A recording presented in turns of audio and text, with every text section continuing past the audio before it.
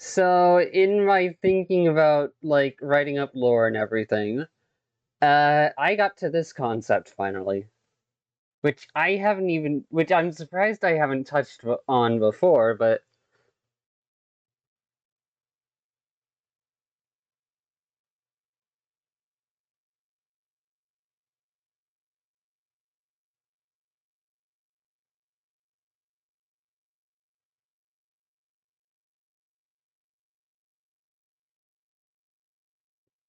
uh, honestly, I see people's attempts to summarize things they don't understand as God or some supernatural entity are just unaware that, hey, our reality intersects with a whole bunch of different concepts. And some concepts might just visit and play a prank. Just because they can, as a way to relax from whatever the fuck else they do. You think concepts don't have jobs? Damn.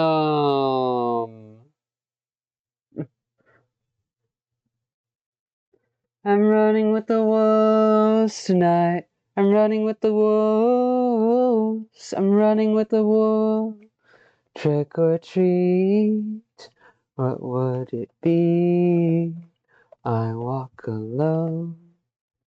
I'm everything.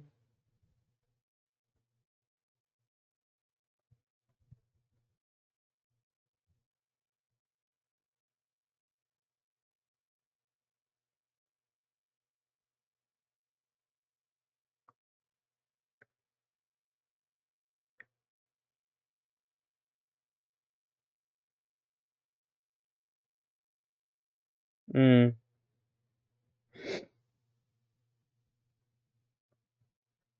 Now there we are.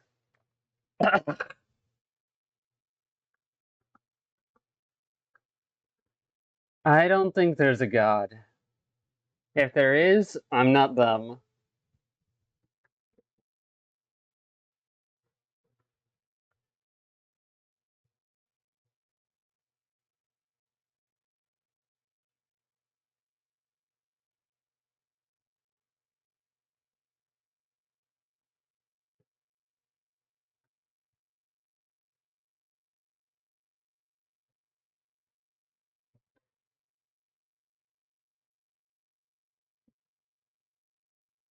Then again, it may just be the thought of being actively worshipped that's squicky to them. Or in some cases, they're just a normal person who people have become convinced has godlike powers because of a weird confluence of events.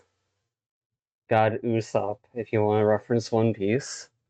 Wolves, I'm running with the wolves tonight. Wolves, running with the wolves tonight.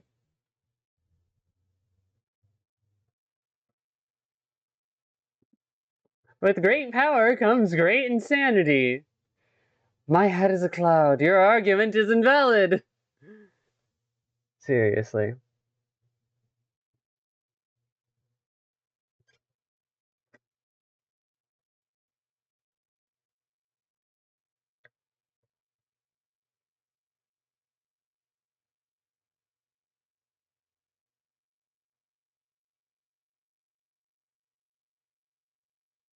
Disdain for their peers.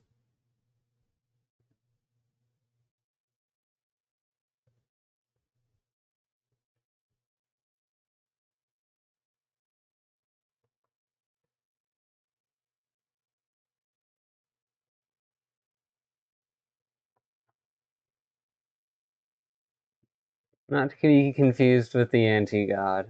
Glad to hear it.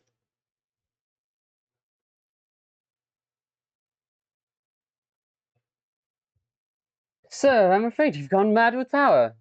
Of course I have. Have you ever tried going mad without power? It's boring. No one listens to you. It seems like any major military or corporate-backed venture to give a mundane person superpowers or just enhance their normal abilities results in the test subject going uncontrollably berserk as a side effect. Often enough because Their stability is reliant upon limits that society has placed around them, that their environment has placed around them. And they have not actually learned to coexist with their inner child and have developed the trust needed to keep it in check. Not through power, but through trust and communication with oneself. Hence why the child usually subverts the consciousness and ends up going absolutely wild once it thinks it can get away with anything. Sometimes the choice of test subjects is clearly to blame. Convicted criminals are convenient. Once follow and 10 years off, go off your sentence. But unreliable guinea pigs if you're trying to develop a super soldier who can punch out a tank. Nobody in any of these programs ever seems to have been given the most basic psychiatric evaluation. The evidence indicates a connection between morals and one's ability to remain sane.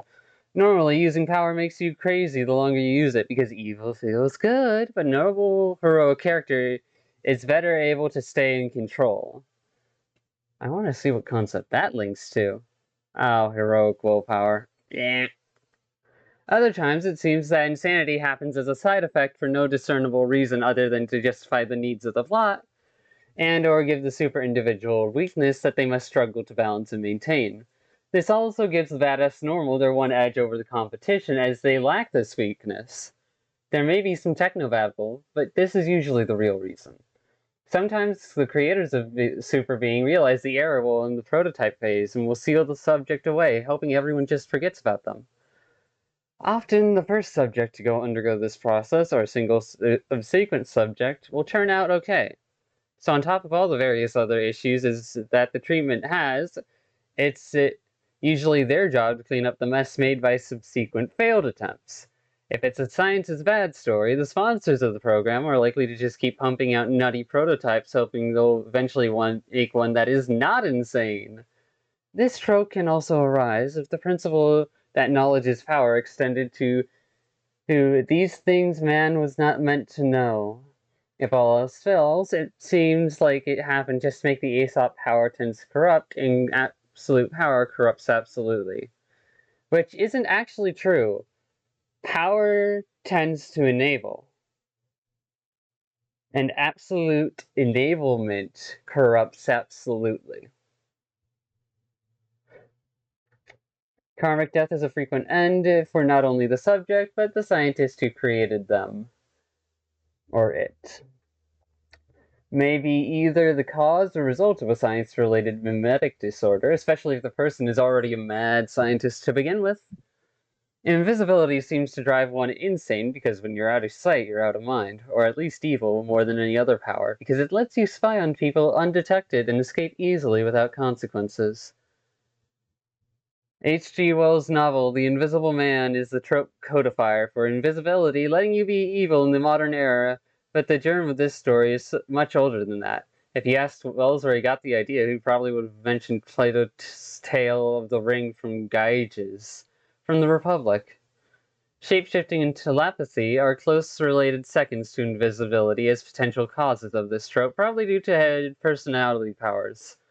After all, changing identities too often might result in losing track of the real you, and having other people's thoughts in your head is a lot like the voices in your head, or it can be abused for a big other is watching. It's crazy making when telepathy tells you telepathy tells you people are lying and you can do nothing to prove it. It makes anyone crazy when you know someone's lying and you can do nothing to prove it. Anything can theoretically trigger going insane.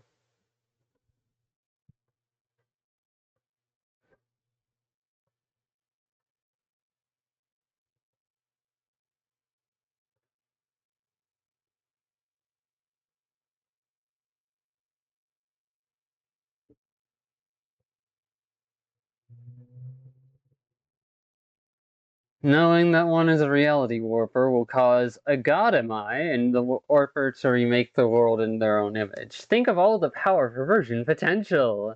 Not really. Cast from Sanity is the gameplay form of this trope.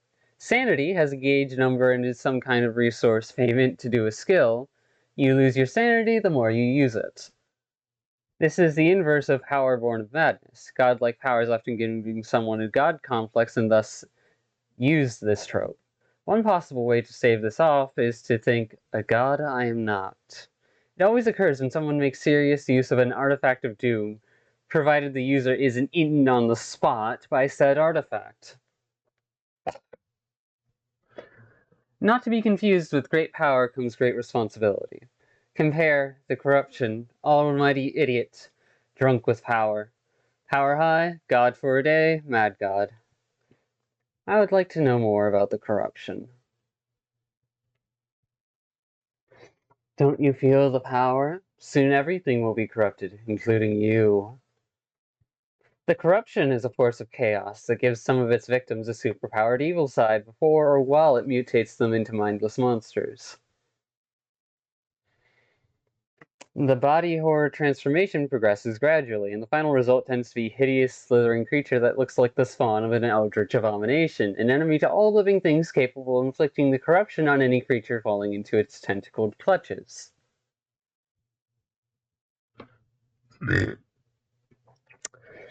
In the standard plotline, it will usually infect the hero at some point. While seeking to cure themselves, the infected hero must struggle with the malign influence and limit the use of the evil powers granted by the corruption, since using them tends to corrupt them further. This often works by an interesting rule. Mooks and red shirts tend to be turned into raving, mindless beasts and monsters. If the hero or villain catches it, they get cursed with awesome superpowers. Heroic willpower is probably for the reason for this temporary emotional stabilization. Stages of monster grief.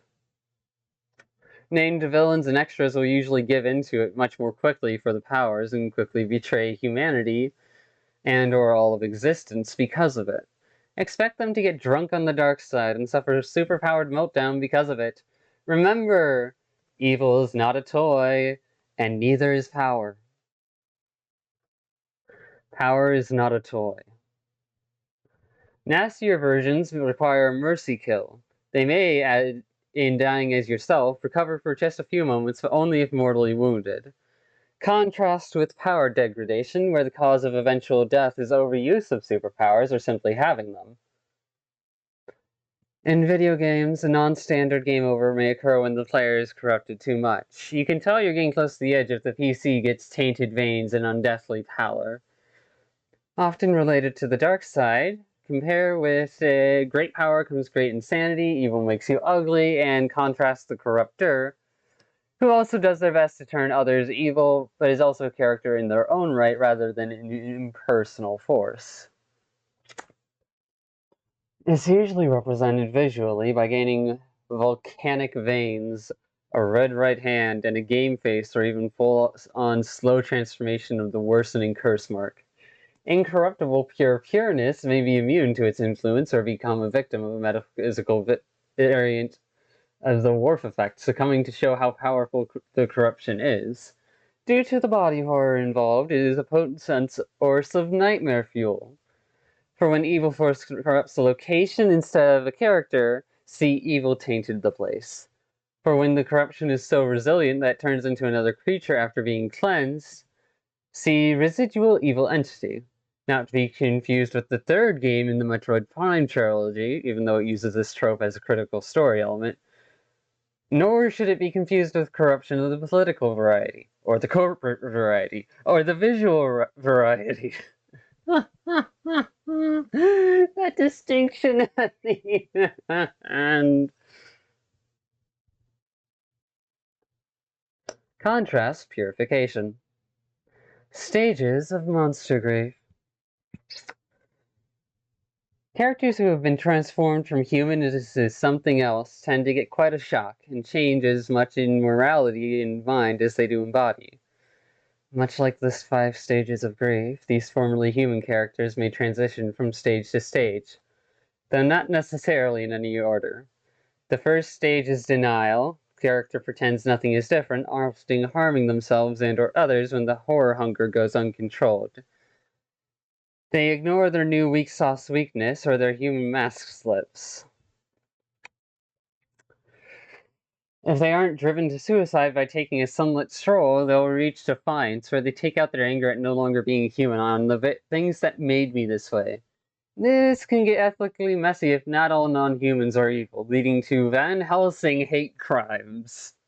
Fucking yeesh.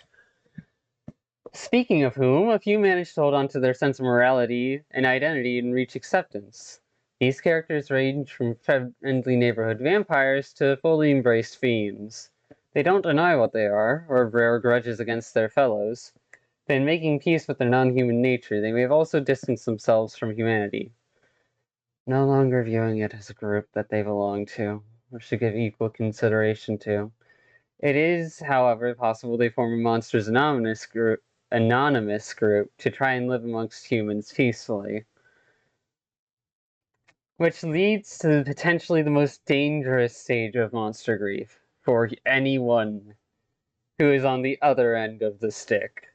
When the former human reaches betrayal, they consider themselves above base anything and view it as toys, food, or insignificant specks. If they uphold a masquerade, it's only because humans have sheer numbers on their side, and it's more fun to pull the strings from behind the curtain and prey on humanity from the shadows.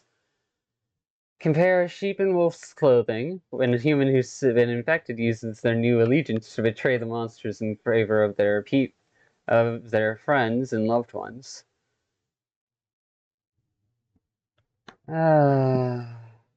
Ominous visual glitch. Have you ever noticed how much we use signal degradation as shorthand for existential wrongness? Sometimes I wonder what it says about our anxiety as a culture that the easiest way for media to freak us out is to confront us with manifestations of the artificiality of the medium. Some works intentionally create special effects that resemble real-life glitches. The image can be distorted or it can look like it was shorted out. There can be stripes, lines, little squares, rectangles, or other geometrical shapes, grains, or pixelated images, often combined with freaky colors. It might be accompanied by sound effects like static sound.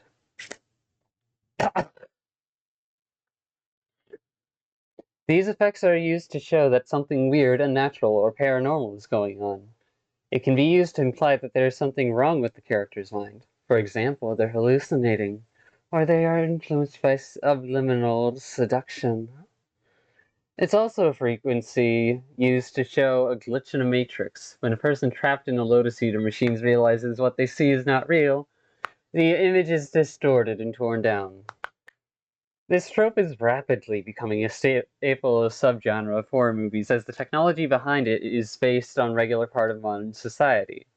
Also, a standard feature of found footage films, digital horror, and analog horror, very frequently caused by some variation of electromagnetic ghosts. Subtrope of painting the medium. Very close to camera abuse. Related to false camera effects, in video games may overlap with interface screw. Spooky photographs have glitches as well, but they are present on the paper as opposed to the screen. Unless they're digital. Compare hologram projection imperfection. Also see ominous television. May result in the fourth wall will not protect you. Painting the medium is modifying the presentation of a story in order to convey the information about the story.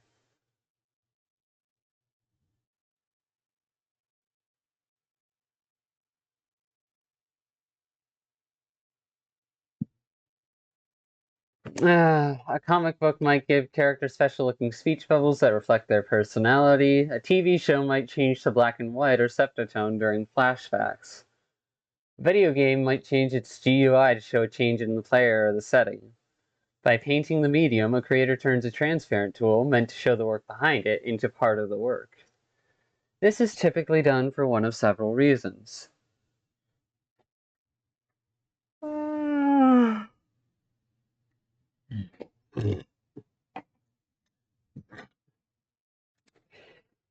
To imply something about a character or scene without actually stating it. If done well, this will blend naturally into the rest of the work in a way the viewer or reader barely notices, and its meaning will be clear. to create an intentional, jarringly off-model section of a work to demonstrate that something outside the norm is happening.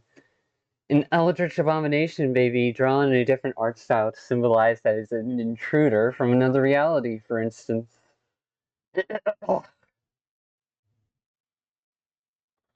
And this can also be done to play with the unusual methods of storytelling.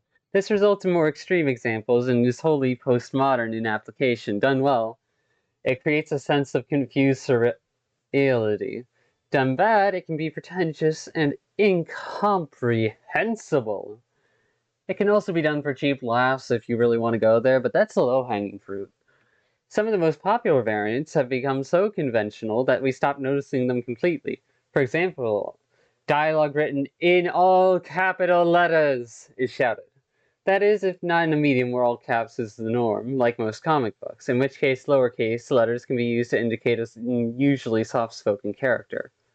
Heck, even we do it. Check the entries in the self-demonstrating article, why not? Ooh, recursiveness! See also rule of perception. Unless the characters themselves remark or interact with the audio or visual effects, then it can't be concluded they occur within the setting. So they must only be presented to the audience side of the fourth wall. The characters who do remark on these tropes may be uncommonly medium aware, or they may know that their particular universe is governed by metafictional laws, in which case the paint isn't just on the medium, it's integrated into the text. Please note, this trope is not character interacts with pages of a book, panels of the comic, film, camera, suitable alternative for their story. That trope is medium awareness. This trope is the setup, layout, or presentation of the book, film, whatever, is changed to reflect the change in the character's situation. Please don't put incorrect examples on pages they shouldn't be on, thank you.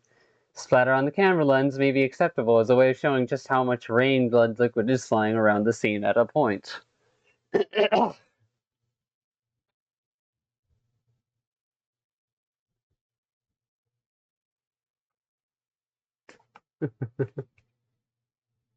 He whacked me with a pillow hard. I'm dizzy and I have serious short-term memory loss. Self-demonstrating article. Any trope belongs in this index if the description is written as through the description itself as an example. For instance, no indoor voice. Looks like it was written by someone who has no indoor voice. Text on the tropes featured in this index is informal, due to many capital words and exclamation marks. While we mainly do this as a means of having fun, it's also a useful tool when naming tropes. An uninformed reader, when looking at self-demonstrating trope title, can understand what it's about much faster than if it wasn't.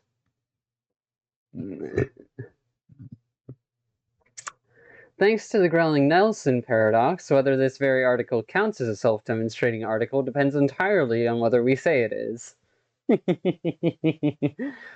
Properly indexed self-demonstrating articles indicate themselves with an icon of orange. An orange fruit is the color orange, see? It's not exactly self-demonstrating, but it's close enough reference point. Uh,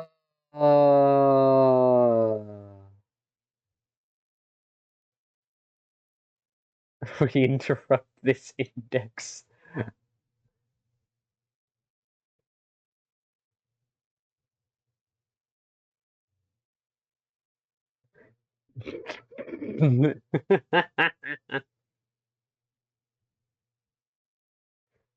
Tropes that can connect to. The fourth wall does not need explaining. That line shows us how it's done. Oh God, help me! Meet the League of Misunderstood Maniacs. We're getting Order Realm and an enema. And when you're done, who knows where we'll crash next? Maybe we'll come to your house and slip live grenades under your pillow. Maybe we will gut your favorite pet, or maybe we'll just break your TV right now.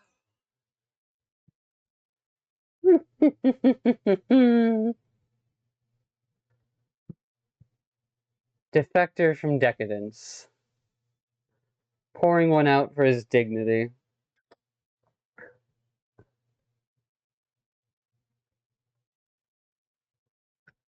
In all my travels throughout the universe, I have battled against evil, against power-mad conspirators. I should have stayed here. The oldest civilization, decadent, degenerate, and rotten to the core. A character who joins either protagonists or antagonists not so much because he agrees with all their ideas, but because he can no longer tolerate the actions of their old group. This is usually because their methods are too extreme, immoral, or unethical. They often feel disgusted and decide to take a stand. Another major example is when the qualities they admire in their allies are lost by them.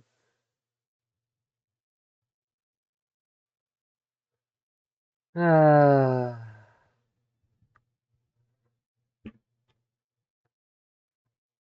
yeah, that's the.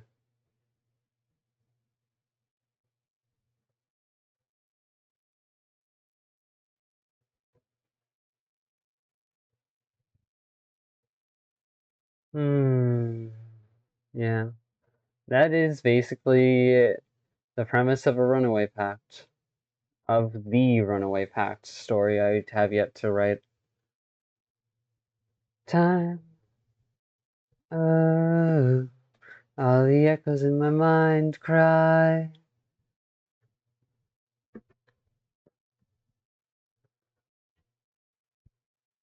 May also be the black sheep or white sheep. If a character is defecting from the antagonist, or at least from a group whose goals or methods are less than admirable, perhaps it's because they are the guilt-ridden accomplice. Expect the former cronies to become all the other reindeer. Even a person from the worst side can become disgusted, such as the case of Nazis who tried to kill Hitler in 1944. Oh, damn! It's almost like it's a shallow effect. A shallow excuse. My tongue can speak, I know my spirit talks, and my soul believes that we're running out of time. Resign and protest. I'm curious about the definitions they have for these two.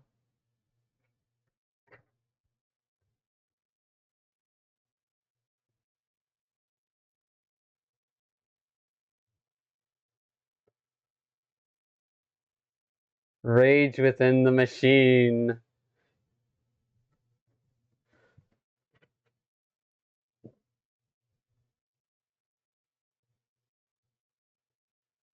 If the character still isn't a good person, see, even evil has standards. What if this place could be more than just a refuge for ghouls who aren't welcome elsewhere? What if it could also be an example of what we do when we put our minds to something and work together? Wherever a group faces Wherever a group faces discrimination or persecution, be it mild or extreme, they will often attempt to carve out a safe place to take refuge from their oppressors. It can range from a short-term shelter from immediate persecution to a full-blown city or nation where their kind can live in relative peace. Victims of fantastic racism are a common group to form such a refuge in fiction, be they androids, clones, cyborgs, sentient machines, bestial people, intelligent undead, or anything else with human-like intellect, but who tend to draw hostility from living flesh and blood humans for their otherness. Defectors from decadence may be another group to establish these, away from what they dislike about the majority group. Often, the location is kept secret to remain safe from the oppressors. In these cases, there is often an underground railroad to help the intended individuals find it. It can be an open secret if the group is more materially, materially capable to defend themselves, or the oppressors don't care enough to destroy it. After all, if the group is choosing to self-segregate away from the oppressive society, it's still in line with the oppressor's goals. In either case, it's bad news if the oppressor is feeling oppressed by their existence, as they'll never be safe. They may be fighting for a homeland if the refuge doesn't yet exist or is under enemy control. Can quickly become an unsafe haven, and indeed, if visited as part of the story, will usually be assaulted in one way or another. This is a common place to find the token heroic orc if the oppressed group is villainous, or actual or perceived. Users of magic who is trusted by regular people instead tend to form magical societies where they can mostly safely practice. Examples involving those groups should go to those pages. Likewise, examples involving criminal groups should go instead under tropes like Bad Guy Bar, Outlaw Town, Totally Not a Criminal Front, The City Narrows, Criminal Found Family, etc. Compare contrast to an elf village, which is already established by inhabitants who choose to be isolationist rather than founded as an escape from oppressors on the outside. Also compare contrast Fantastic Nature Reserve, which is intentionally set aside for usually non-sapient fantastic fauna and flora. See also Fantastic Ghetto, a segregated area where the oppressed are forced to live by the oppressor. Can overlap with the Alliance of the Alienated and may even be the result of such. While real-life groups forming these as truth in television, due to the controversial nature of declaring groups as oppressed or oppressors, no real-life examples, please. That was another line of thought. Unity through reasonable diversity.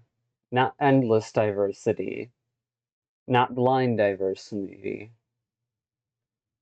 But calm diversity. Unity through calm diversity. Anticipation through indifference. Anticipation via neutrality. Unity through calm diversity.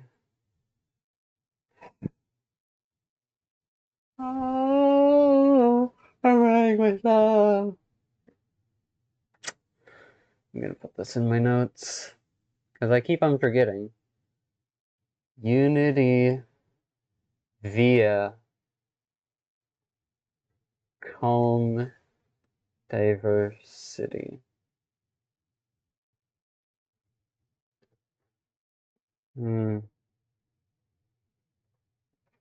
Unity via undefined diversity.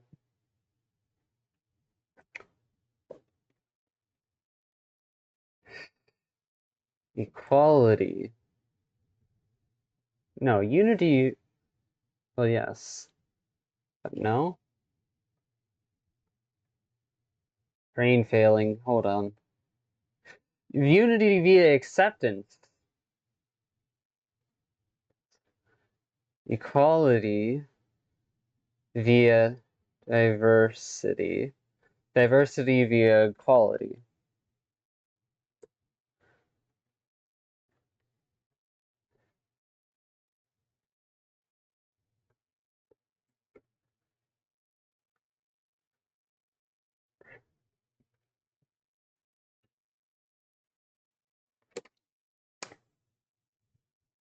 Unity via acceptance. Equality via diversity. Prediction via neutrality.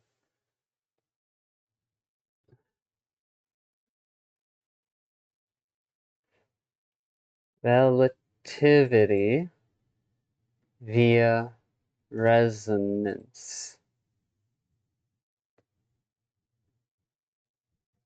I'm running like a wolf tonight. I'm running with the wolves. I'm running with the wolves tonight.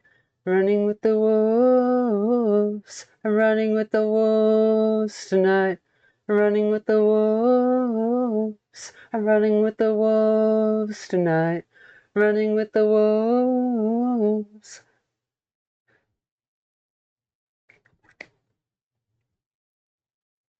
Resonance via relativity, neutrality via prediction, acceptance via unity, diversity via equality. These can be flipped and reversed to be equal to each other regardless of which one comes first.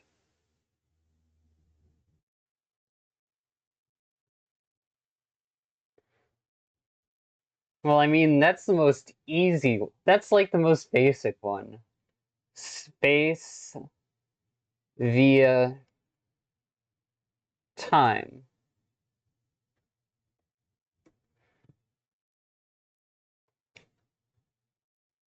Hmm.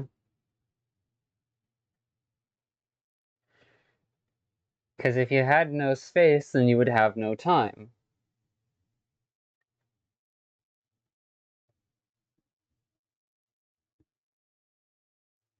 That's easy.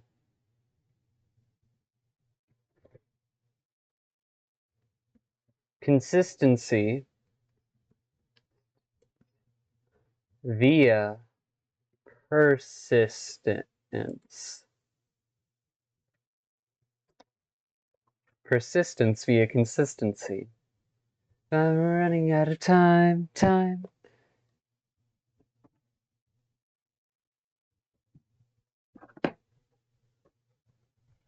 There's blood on your lies, the sky's open wide.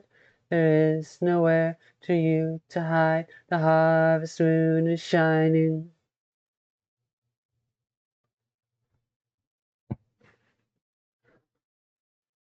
Yeah, I've been tangented for now, so I'll switch over to the other thing I wanted to do here.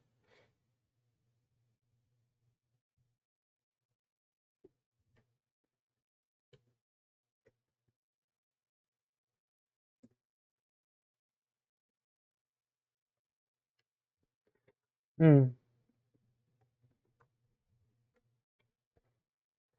Selenina, Flicker, buffs, and weaknesses. Hmm. Cry. Your sky's open wide. There is nowhere for you to hide. The harvest moon is shining. Prediction via neutrality. Ooh. Diversity via equality. Equality via diversity.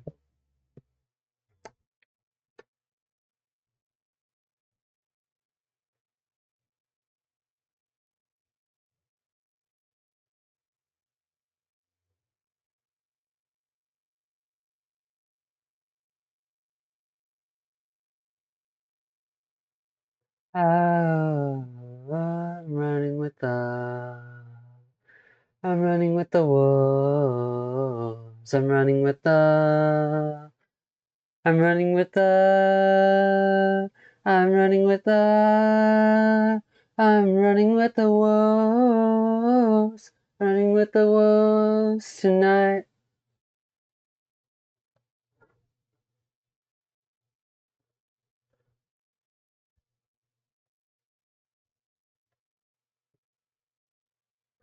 Unity through acceptance, acceptance through unity.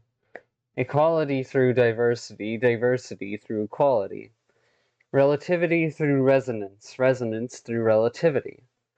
Prediction via neutrality, neutrality through prediction. Consistency through persistence, persistence through consistency.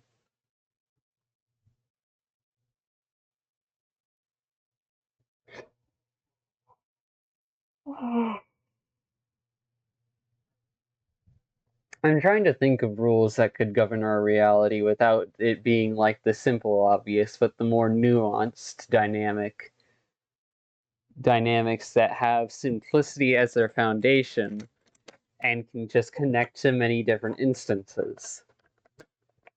There is nowhere for you to hide, the harvest moon is shining. I'm running with the wolves. Now, why the hell? I know there's a sixth one, but my brain isn't thinking of it right now. So I'm gonna go back to reading pages before I start on this other thing.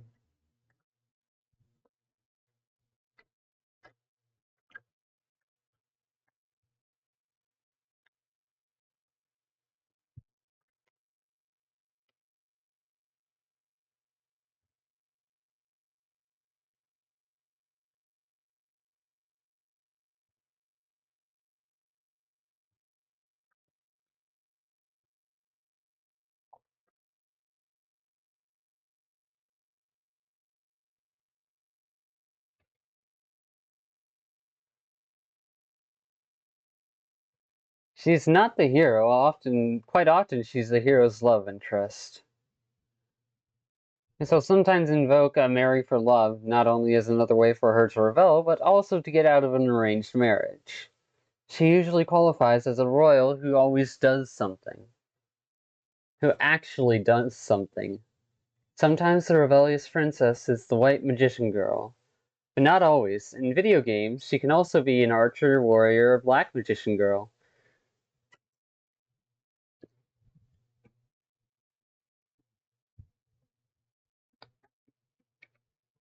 Mage princesses are more likely to be found kicking ass in all her finery. She also may be a politically active princess, depending on the nature of her rebellion. When written badly, this trope evokes a spoiled brat who is simply whining about how bad their volatile life is when they have never seen how the lower classes live. Their rebellious nature is not based in any actual ethics or logic. For this reason, people who write this trope must remember to give royal status suitable drawbacks that she wants to get away from.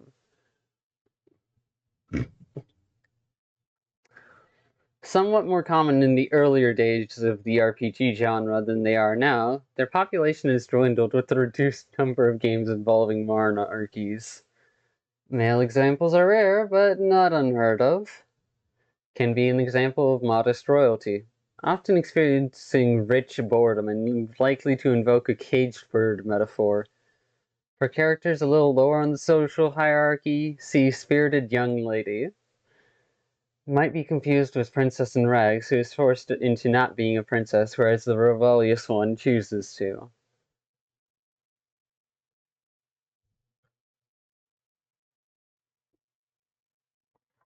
There's blood on your lies, the sky's open wide.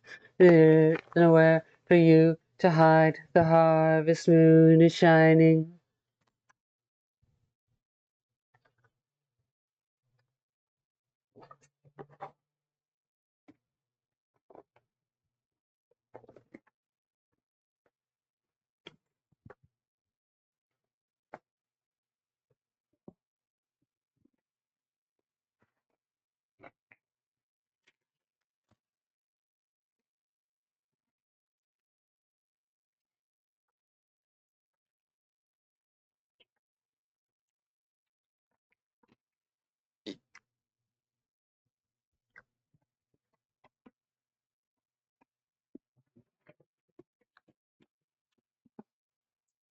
The bird, even a caged bird, remains a symbol of freedom and a stimulus for thinking about the relationship between freedom and society.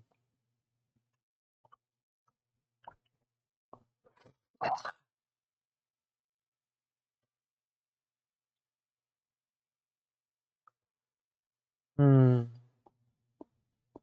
Many, many years ago, some artistic young woman destined for marriage looked at a pet bird in a cage and thought, look at this beautiful creature of the sky, confined to a cell that we may be entertained by its song. I know how that feels, and thus this trope was born.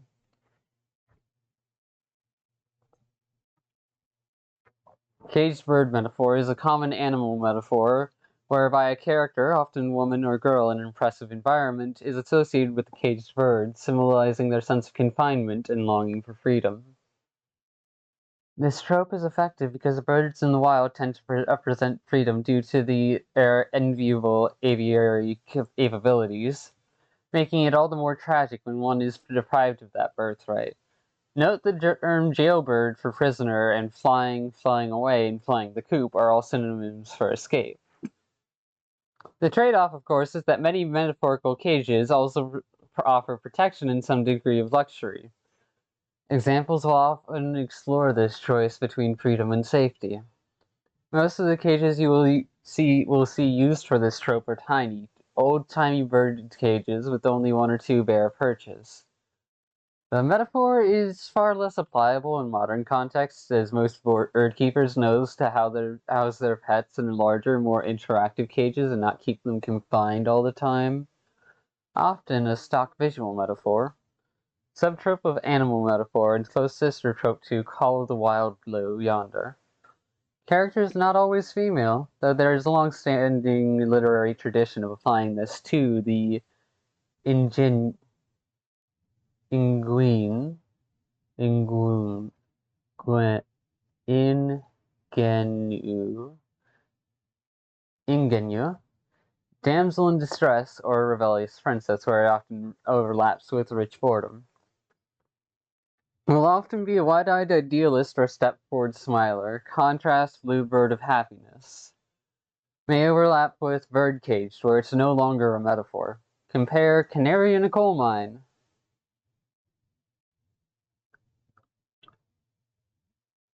I'll check this one out later. Right now I want to move on to this one.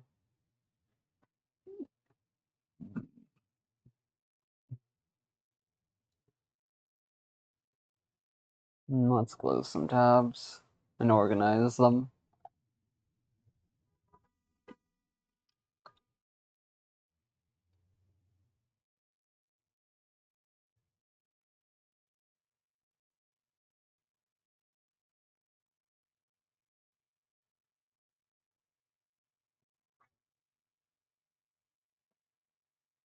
Alright. Perhaps one of the oldest wish dreams in existence, whether it's longing to see things from a bird's perspective, jealousy, or inspiration from seeing another do it, or just wanting to feel the sense of freedom of soaring through the sky. A lot of characters have dreamed of flying. A lot of people have too. The nature of how they wish to accomplish this varies from building a flying machine to longing for a pair of wings. Like most cases with dreams, this can sometimes be a case of be careful what you wished for. Other times, it's exactly what the character wanted, and their story ends with them happily flying with the birds. Of course, this doesn't just apply to those who can't fly. Animals that are capable of flight but lack the knowledge, usually young ones, often wish to be able to join their fellow species in the sky. In this case, it ends with them finally discovering how. Frequently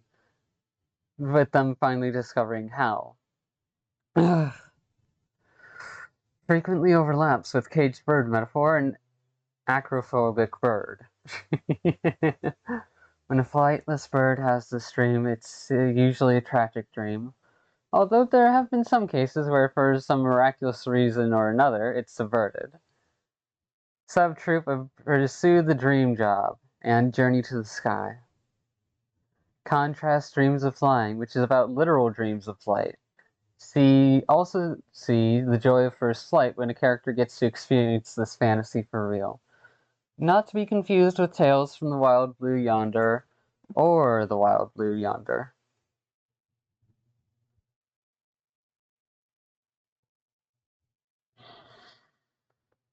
Journey to the Sky.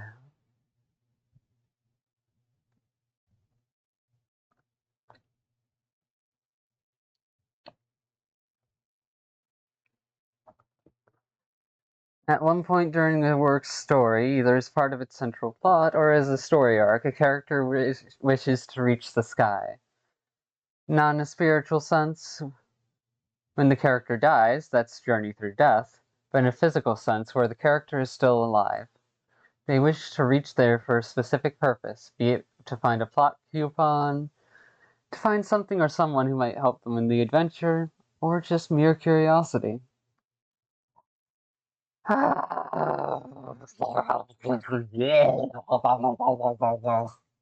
Yes, I know you don't like it when I speak human words for too long, but you can put up with this because you're also interested. Wow.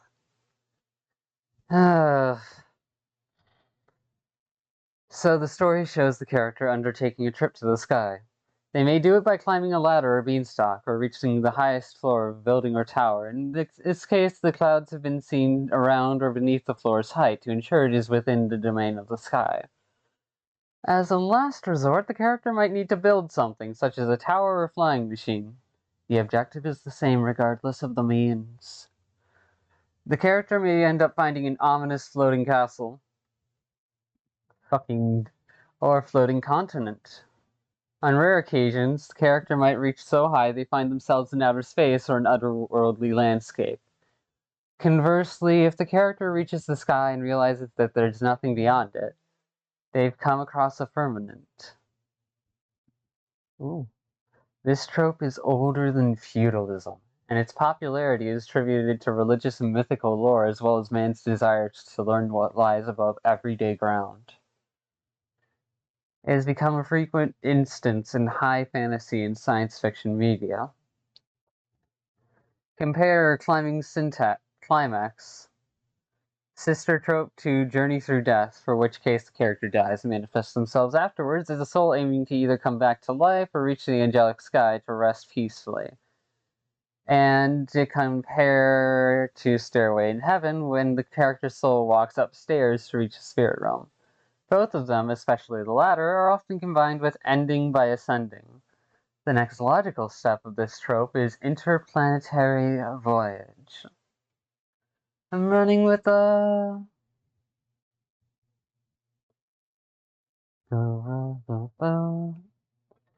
to safer ground, but don't you know? Okay, I'm not wanting to learn about Doctor Who lore. I was wanting to learn more about concepts. Ominous floating castle.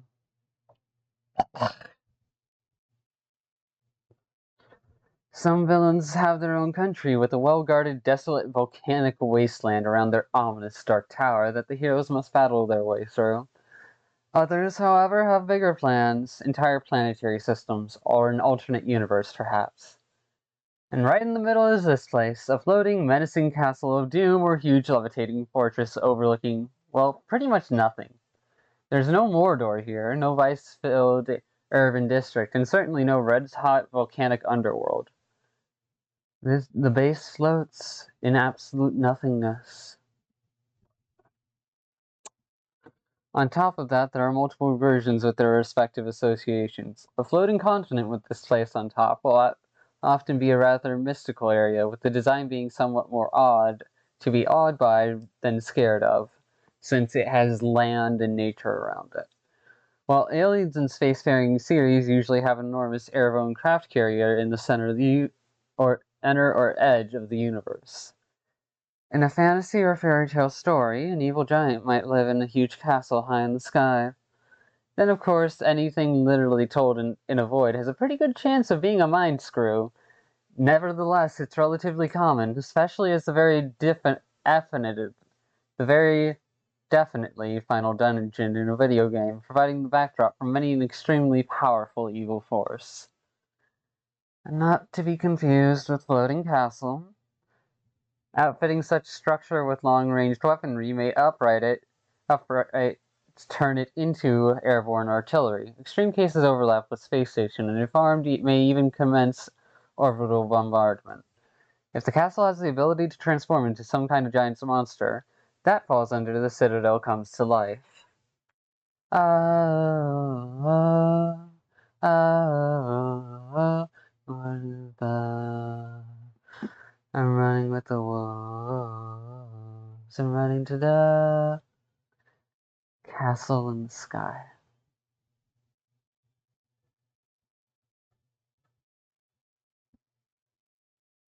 I'm running with the wolves tonight.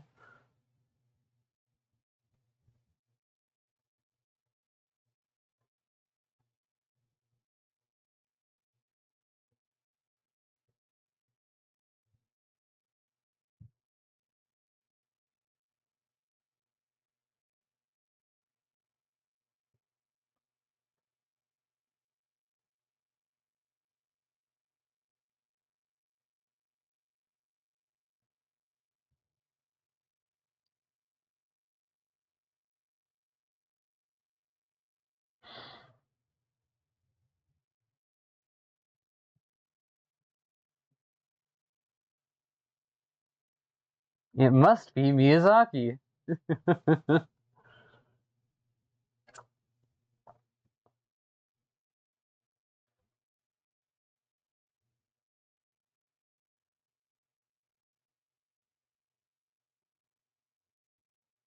Yes, Mom.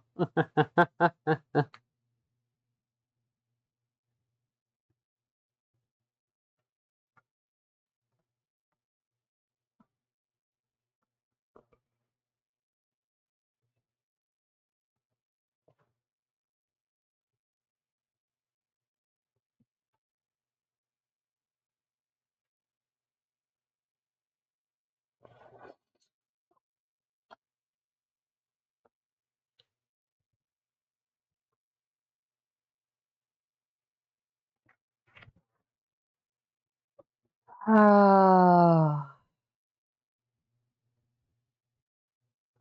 yeah, yeah. He gets what he deserves, though. All the echoes in my mind cry, castle in the sky.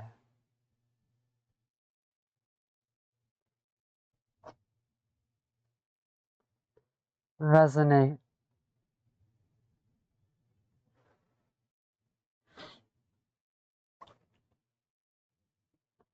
Firmament, or from Latin meaning a firm object, or raquia, from Hebrew meaning something spread out, is a concept found in many ancient Near East cultures, including the ones that would evolve into Abrahamic religions.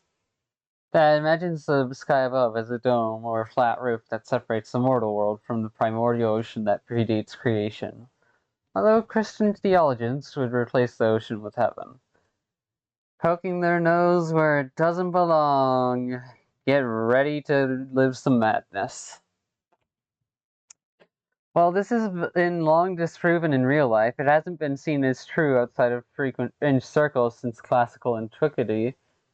It is a concept that has found some appeal among fantasy writers, as it is a solid foundation for a fictional cosmology that resembles the real world enough to be familiar, while also being strange enough to allow for exploring fun concepts and distancing the constructed world from the real one, and flexible enough to allow the different variants so no two permanents are exactly the same.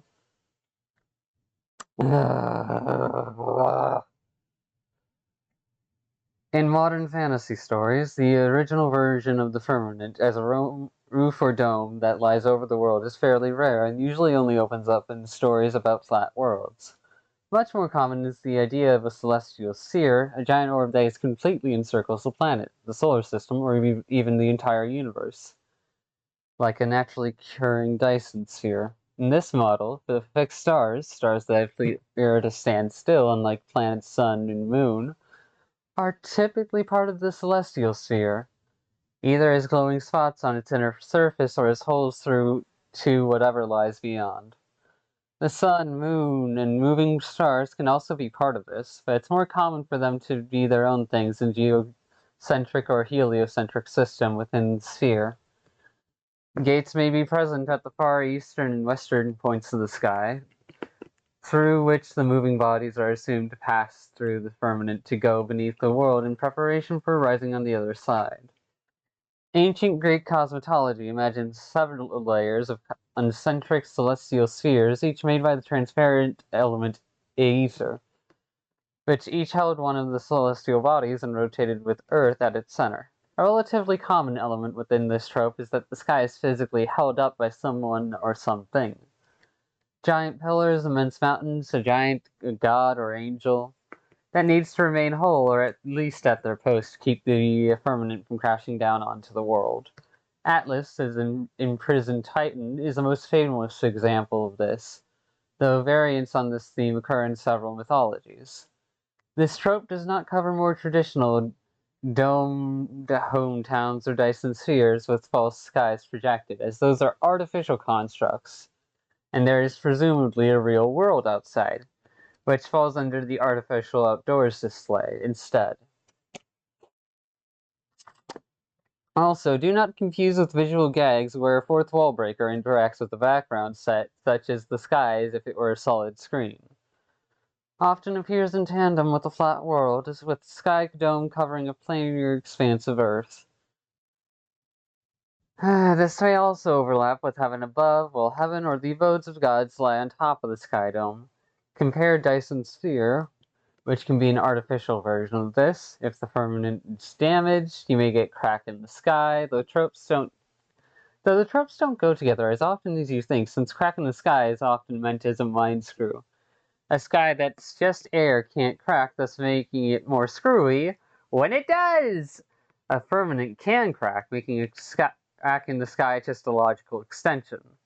See also the wall around the world, which can be this trope on a different axis.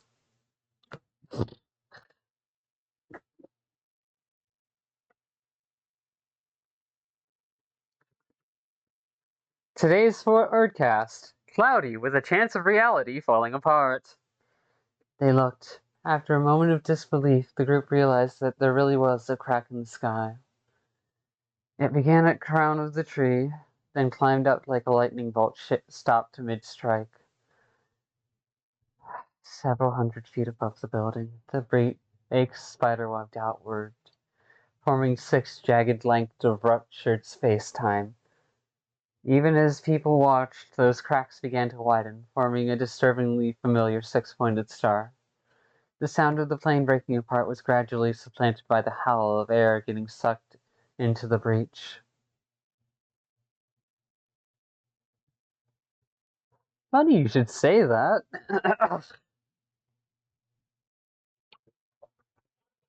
A crack in the sky is usually jagged, rent or rift in the sky, as if the atmosphere was a physical dome with a gap in it. If one is seen during the daytime, it's normally black. At night, the crack is usually brilliant white instead. If one is seen during the daytime, it's normally black. At night, the crack is usually brilliant white instead.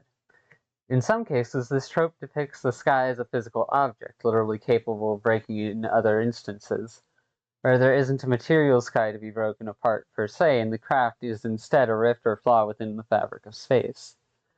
This may be depicted as more of a crack or portal in midair or open space. Its appearance typically signals that something very, very bad is happening, and that whatever caused the break is powerful enough to mess things up on a metaphysical scale, that the very fabric of reality is about to fall to pieces. If the sky is a physical entity, pieces of it may break off entirely and go falling down to Earth. Sometimes this may also signal a breakage in whatever keeps dimensions separate from each other, allowing things to come through the newly opened gap. If the story doesn't use the crack as a very visible ticking clock to motivate the characters to hurry to save the world before it literally breaks apart, such a story may instead focus on dealing with whatever alien radiation, magic, creatures come through the new opening into the universe. Compare Screen Tap, where it's the fourth wall that cracks. Also see, stars are going out for another sign of doom that happens in the sky. This can be one of the signs of end times, usually one of the very last before things go completely to pot. A solid firmament may be prone to developing such breaks. A cosmic flaw may also manifest as one. See also cloud clearing burst. Neat. I'm running with the wolves tonight, running with the wolves. On the outside, I was everything a well-brought-up girl should be. On the inside, I was screaming. On the outside, I was everything a well-brought-up girl should be. On the inside, I was screaming. There we go. That feels like it fits better. There's a certain kind of character commonly found in historical fiction, set in the 19th and earlier 20th centuries, so she can appear earlier or later too. Her literary ancestress can be found in some of the best-loved novels of the Regency and Victorian eras. She is the girl who bends the rules just a little. Oh, she can dance to the country dance or pour tea with the best of them, but she may also be a good walker or horseback rider. She may be the most intelligent girl in the story, and she is almost certainly the wittiest and most outspoken, sometimes earning her the title of Spitfire. She may be talented in more practical ways as well. If given the opportunity, she may turn out to be a wise inventor, and she may harbor talent for music, writing, or art that goes beyond drawing room entertainment, and might become a means of financial independence if necessary. In rare cases, she may even solve a murder, though she occasionally runs into some trouble, especially if she fails to obey the powers that be. She usually comes through in the end. She will be the Veronica of a Betty and Veronica love triangle, and the hero is more likely to find her more enticing than her more docile sisters. The spirited young lady has the same grace and style as the proper lady, plus an added spark of attitude or rebellion that is missing from her more prim and proper literary cousin. This is what makes her such a popular character today. She is the character modern She is the character modern audiences can most admire or relate to. In historical fiction, she is likely to be proto-feminist. In 19th century literature, she may not speak out for women's rights generally, a few examples do, but she will speak out for her rights pretty clearly. Her willingness to say what she wants is part of what makes her stand out. In unskilled hands, such a character may seem anachronistic or become a Sue, though there are many examples that are both believable and well-rounded. That's the title I want. That's the title I want. I want the wolves. I'm running with the... Unfortunately, it's not a title I'm suited for, so my work's cut out for me. I'm running with the wolves. I'm running with the wolves tonight. Resign in protest. Admiral Souther, Fleet Command will not. I will not support this escalation. Undersecretary Erringwright, are you saying you won't carry out a lawfully given order? I step down as Fleet Commander. A subtrope of take this job and shove it. Someone has either been given orders or put in a situation so against their morals or seen their superiors take actions so unethical that they refuse to be a part of it any longer and leave the job rather than be a part of it. This works best when the person resigning is an acclaimed public hero and when the resignation would tarnish someone who relies on good publicity like a corrupt politician. A token good teammate who has been serving a corrupt regime is particularly likely to do this, which may well lead to them becoming a defector from decadence. It may or may not include an insignia rip-off ritual, albeit perhaps without the ritual part. Also, a character may do this after they see someone who they feel undying loyalty to being mistreated by their own organization. Of course, this action may be done by a doomed moral victor, as those left behind will might as well not change their ways or replace the person resigning with a yes man or someone with blind obedience, who is more than willing to do the unethical acts. Compare and contrast with turn in your badge, screw the rules, I'm doing what's right, screw this, I'm out of here, and not what I signed on for. Screw the money, I have rules, is closely related and may overlap if the job is a particularly cushy one or the person really needs the money. The person resigning may be hit with resignations not accepted in response. Often comes with being forced to do someone else's dirty work one too many times. There's some overlap with the last DJ who values their integrity and doing what's right over their job prospects and rising in rank,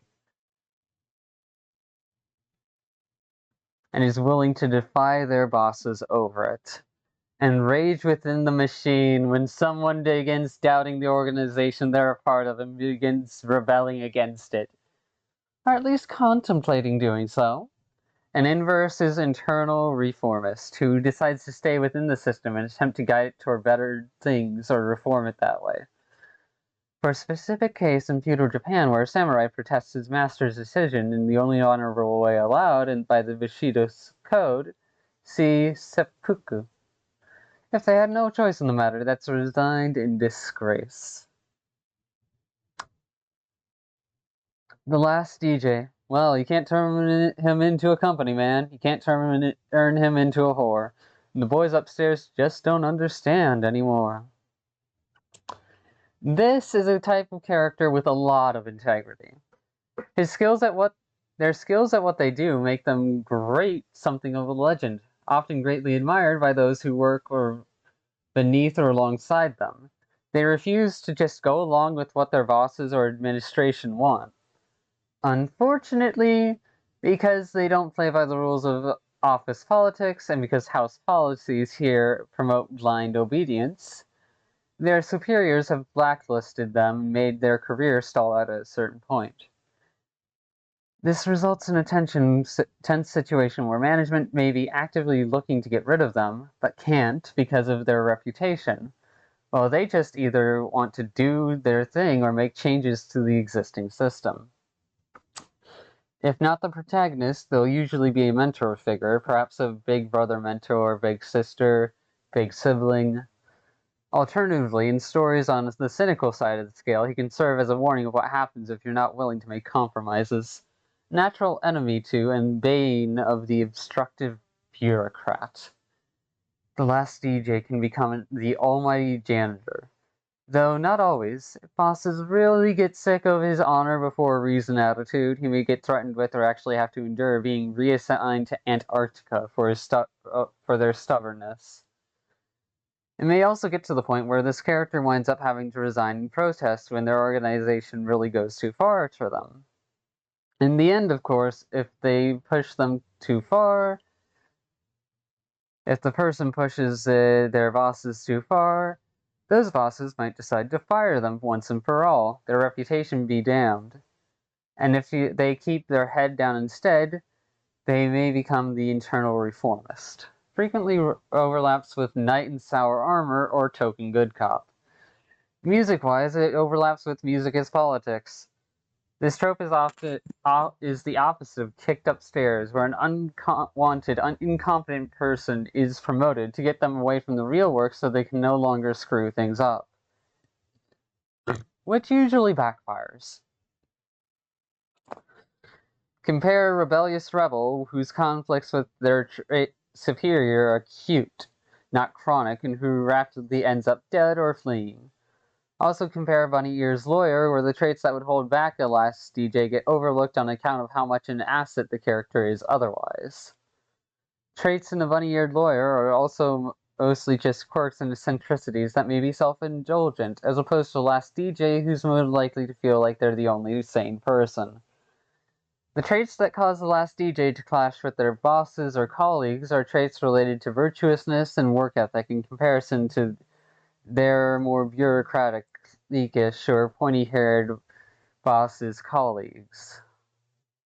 The last DJ is especially at a disadvantage in a system that is broken by design. Contrast limited advancement opportunities where the characters never advance in their position because that would force the writing team to separate the cast, and Lonely at the Top, where characters get promoted but lose everything else in the process. See also Bothering by the Book and Screw the Money, I Have Rules. I like that one. Knight in Sour Armor. Ernest Hemingway once wrote, "The world is a fine place and worth fighting for." I agree with the second part. The world is worth fighting for. I don't think it's a fine fucking place. There's a reason why the knight in armor needs the weapons and armor. The wide-eyed idealist sallies forth out to do battle for truth, justice, and other ideals which they cherish. But no matter how many innocents they protect or evil tyrants they expose, the dark, cruel, and brutal world refuses to get any better. Being good sucks. Most people would abandon a crusade that the world fails to reward, or even notice. But these characters persevere, not because they believe it will truly make a difference, but because they know it's the right thing to do. More often than not, these characters are in settings that feature black and gray morality. That's also common for black and white morality, and even white and gray morality. Talk about what happens when one of these characters finds themselves in a world with blue and orange morality. They're usually hardened survivors who have largely given up on believing in honor before reason, but still strive to be lawful good, or at least close to consider it as the setting permits. Nevertheless, they are willing to bend the rules, shoot first, and forego silly things like being nice or polite. In lighter and softer settings, these characters are the cynics of the team and often mocked by other characters for being grumpy all the time. In darker and edgier settings, they are painfully, though somewhat admiredly, foolish. Their constant undercurrent of cynicism is what makes their idyllic behavior even more noteworthy. It's easy to love everyone when Rousseau was right, but you really have to be a pain in the ass to believe that humans are bastards and help them anyway. Such characters can also be the fettered. Their cynical outlook tells them they could probably get away with all kinds of things that they don't do because that would be wrong, and that just That just because the world sucks doesn't mean they need to make it worse. Then again, this kind of characters goes great with a world where it really is possible to accomplish something great, albeit not easily. Imagine a world that is... Where is the word I was looking for? Broken by design.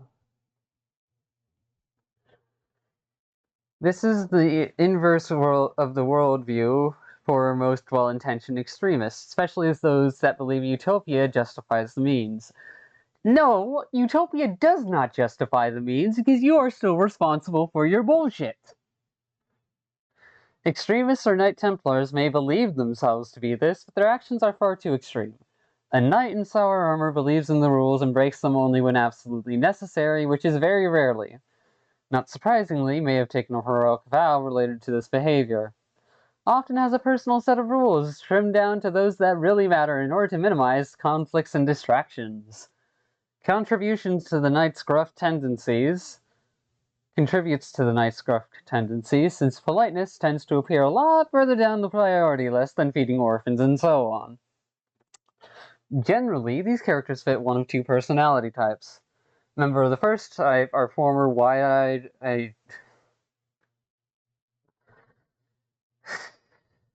Members of the first type are former wide-eyed idealists, who have come to accept that their world is on the cynical end of the sliding scale of idealism versus cynicism, but who still find something beautiful in their former ideals that they want to hold on to. Those of the second type are born cynics who would make natural jerk-ass anti-heroes, but who nevertheless have devoted themselves to a code of honor or fair play. In either case, these people tend to have gone through, often painful, character development in their past, meaning they are normally older than the average hero. Either way, however, the effect is basically the same. You have a knight in shining armor wearing jade-colored glasses. The difference between the first and second types is which comes first.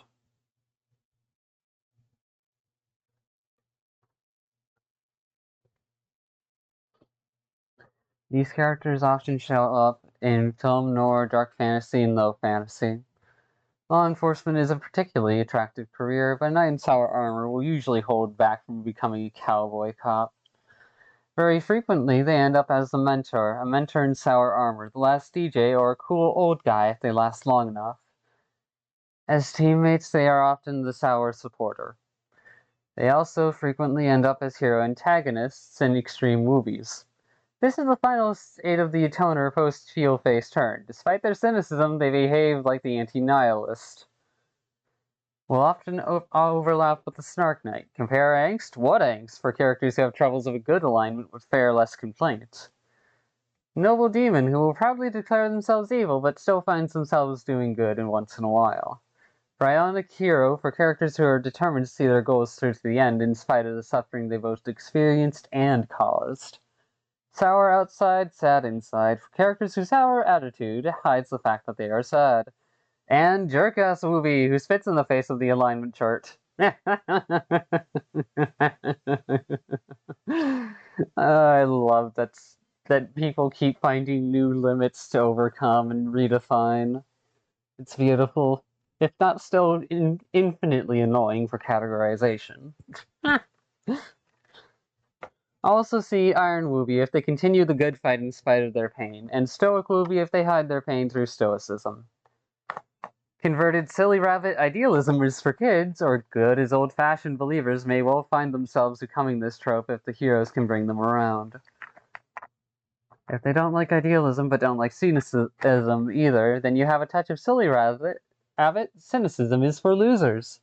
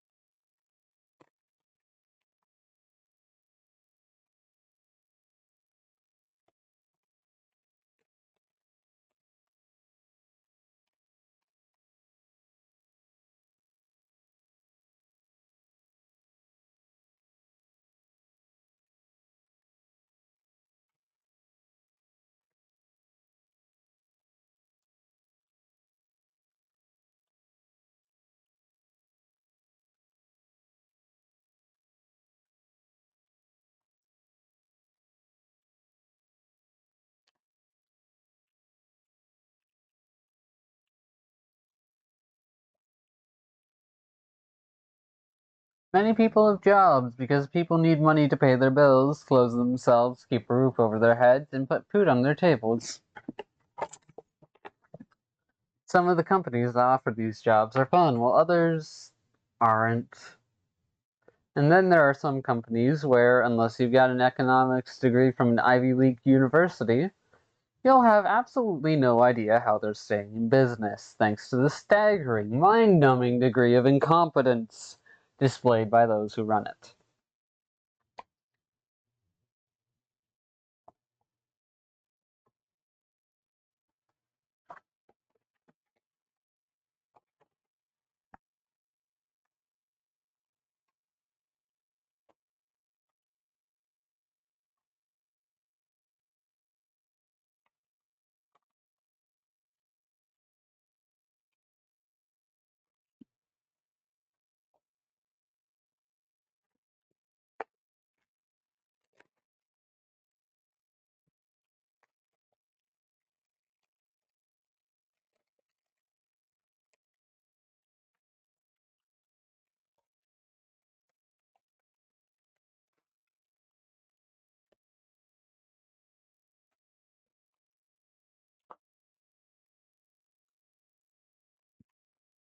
And in some really extreme cases, even with such a degree, you're still baffled. In the real world, there are sometimes mitigating circumstances that would allow an otherwise apparently incompetent business to stay active, ranging from serving as tax write-offs for larger companies to holding monopolies on a specific resource, to being a once prosperous business that fell on hard times, to simply ridiculous amounts of corruption and beyond.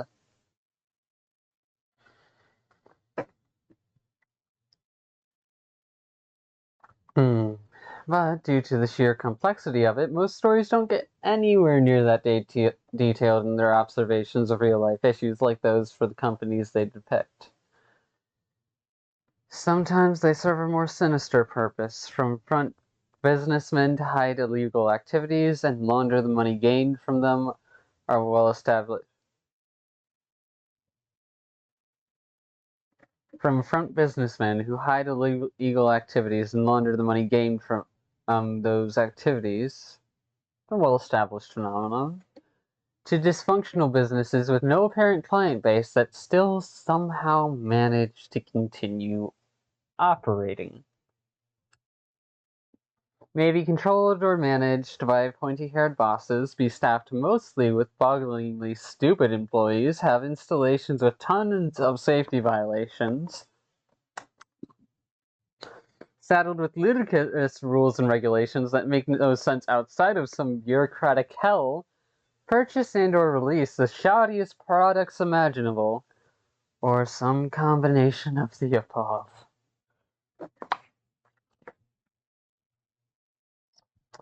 If the incompetent company masquerades themselves with nice sounding names, then it can overlap with Peace and Love Incorporated.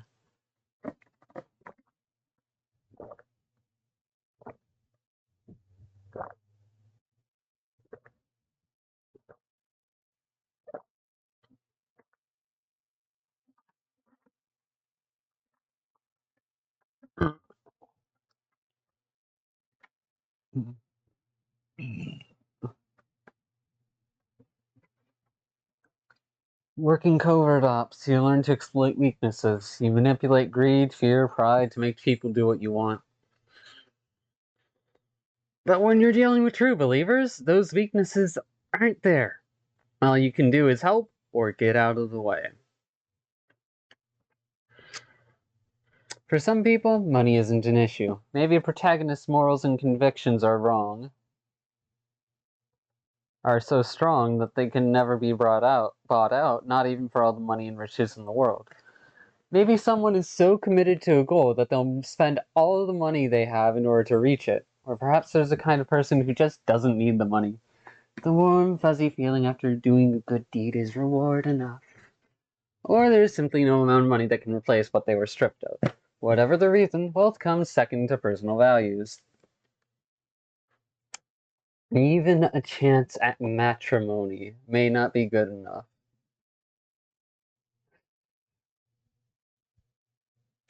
Note that this does not necessarily mean wealth comes second to good personal values. This is a very common trope for Knight Templar types, and outright chaotic evil villains can enact it too, given evil has standards.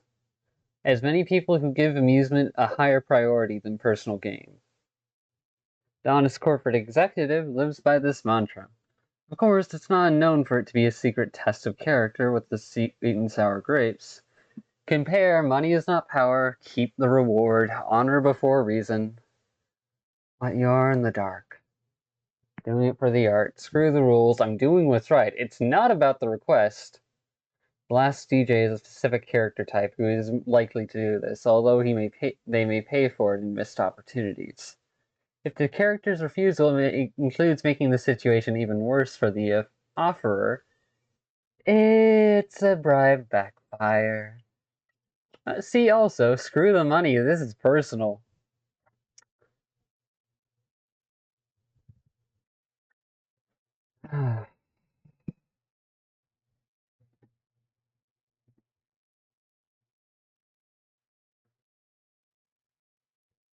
Nuts.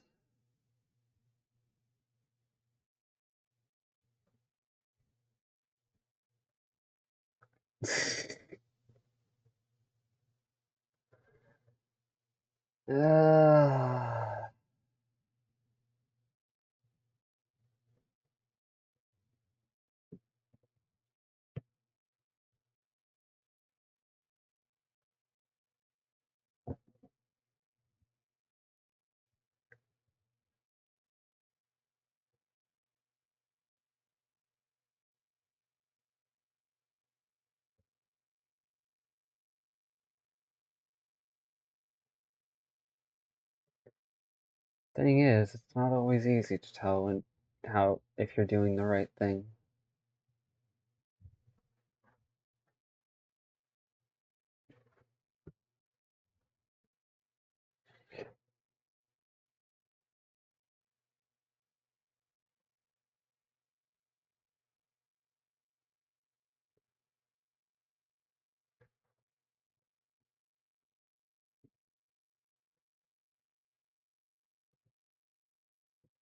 I don't know.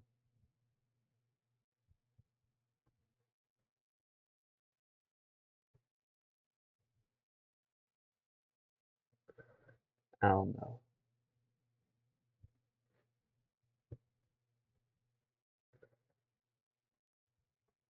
Uh,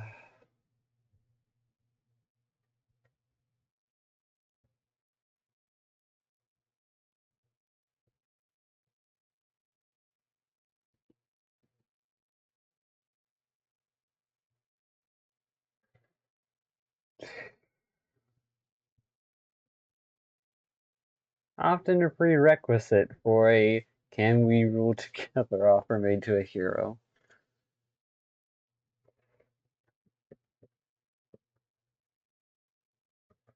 Fucking what?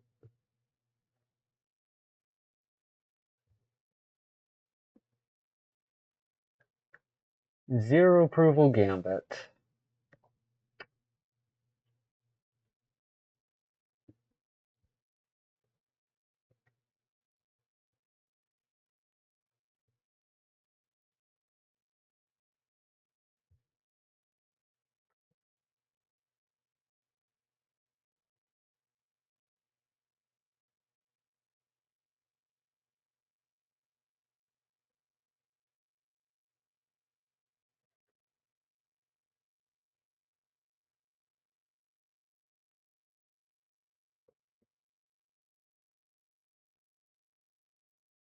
No.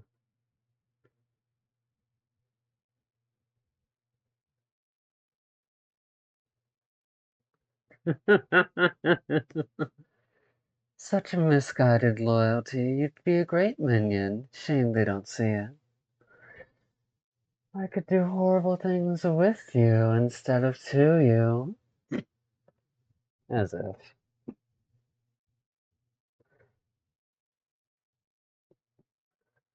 Uh,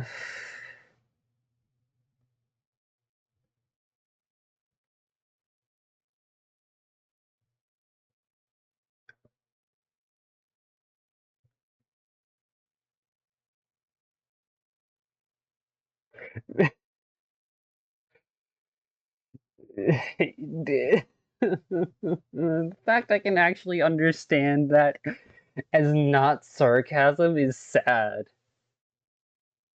That there are people who would genuinely just say, someone had to get a night in. What do you say? No?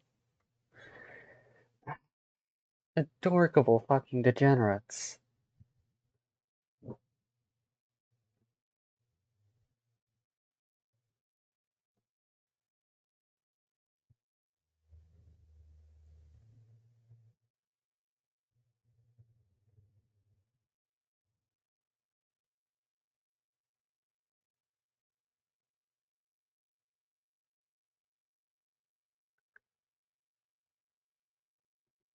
The evil per- Also, I love that they fucking explained why this just doesn't happen too often. Because from the evil perspective, it makes perfect sense. Temptation is part of the complete evil package. Every evil force is looking to expand its membership. Of course, some villains are more persistent than others. Some villains are just so evil they literally cannot comprehend why the hero is fighting. They don't believe in love, loyalty, honor, and so forth, and can't believe the good that the other person actually does. Either. Villain just decides it's worth the risk. If the good person's this impressive when good is dumb, imagine how great they might be as an evil fucker. The villain already has some existing connection to the hero, and despite being evil, still cares about them. He'd much rather convince the hero to join them than kill somebody they'd prefer to keep alive. And the villain takes an interest in the hero either as a worthy opponent for themselves and/or sees the hero as a potentially powerful ally. The villain has a romantic and/or otherwise interest in the hero. Though villainous wants heroes is more common, the gender flip variant is not unheard of. In the case of anti-villains, this usually overlaps with even evil has loved ones, or dating Catwoman. Villain has a huge ego and craves the validation of having the hero join them would bring. The villain is using more than mind control to undermine the hero's confidence, morals, or their very identity. A hero crippled by self-doubt is much more likely to listen to the villain's offer, which is honestly just sad. If a villain is going that low to try and convince you, it shows that they see you as an excuse for their own worldview and nothing more. They don't see you as a person. They see you as something that they get to own. And that's not what a person is.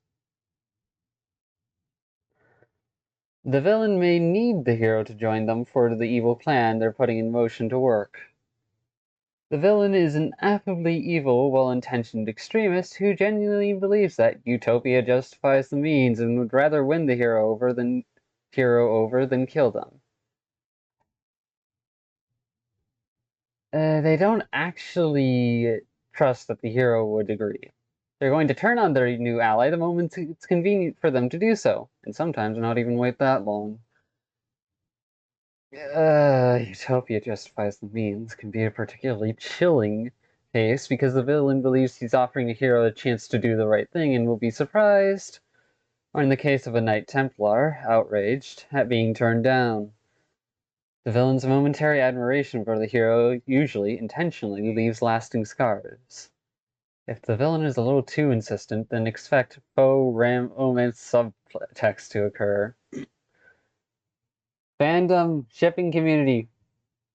I see your thing, it's right here. The specific and openly romantic variation where Villainess offers the heroes a chance to become her consort is covered under Villainess Wants Heroes. Some video games may give this option to the player, leading to an alternate ending or a non-standard game over. In a great many cases, an evil player's scripted response to this offer is commonly the player killing the villain and seizing the cosmic keystone. Certain villains should be aware that even success can be dangerous to them if the fallen hero doesn't feel like sharing power. Yeah, if someone's egotistical enough to accept your offer, while also holding on to their own priorities, you're screwed. It's just not worth it.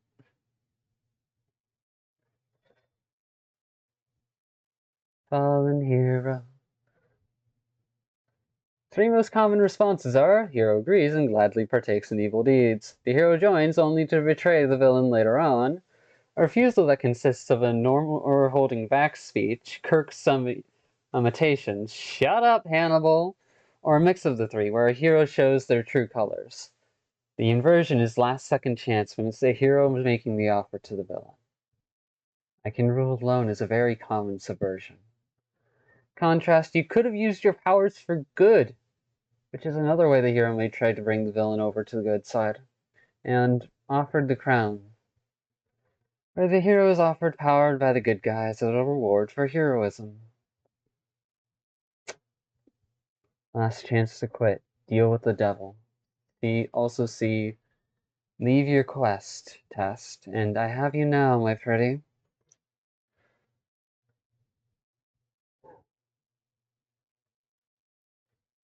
Yes, I'm using fiction as a guidepost to figure out my own bullshit.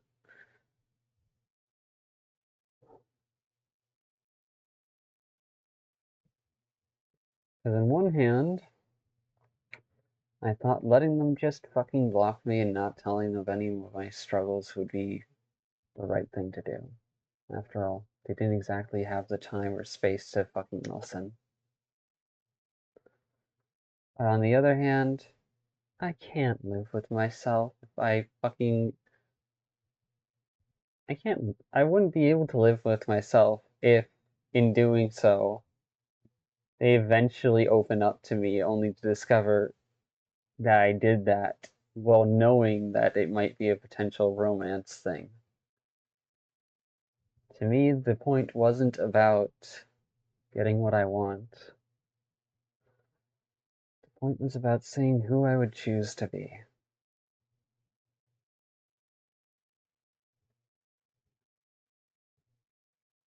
And I made my choices.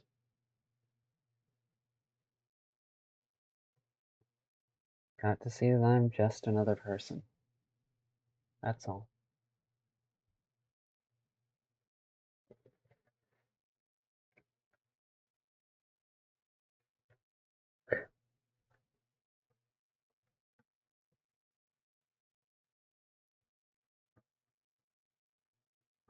Yeah. What does this mean?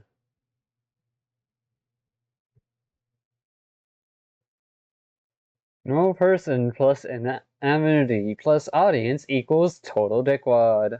Honestly, yeah, I would agree with that. Hell, the whole reason why I'm trying to do this is to try and resist that. Try to see if I can temper myself against being something like that. So far, I have had results. I'm a decent person, but I'm certainly no saint. I have definitely crashed out. Better to have crashed out than to have stayed a complete another idiot. Complete another or dickwad, as they put it here.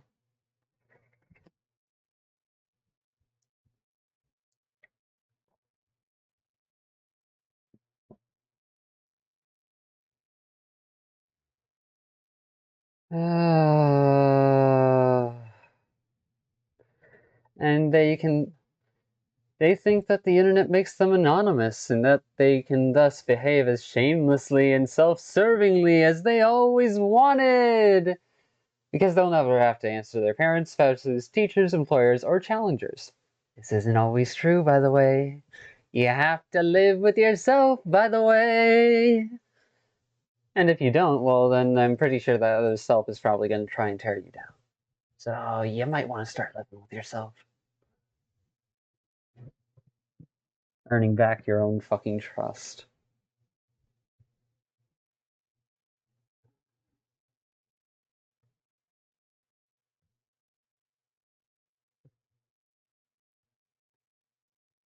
Uh,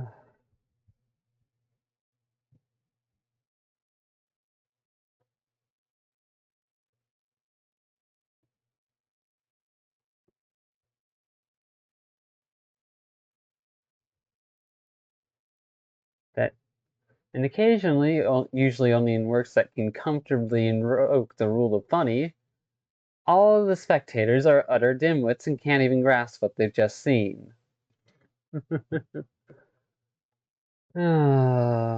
Fucking good trope here. Don't think I can relate to it though.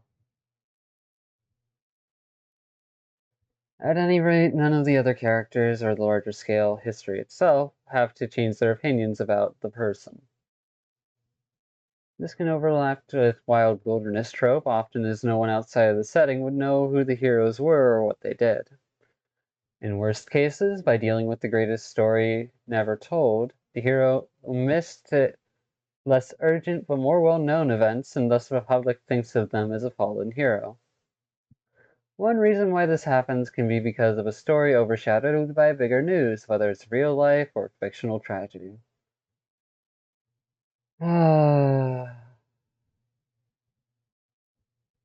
Self-made myth. What the fuck is this? I want to actually know.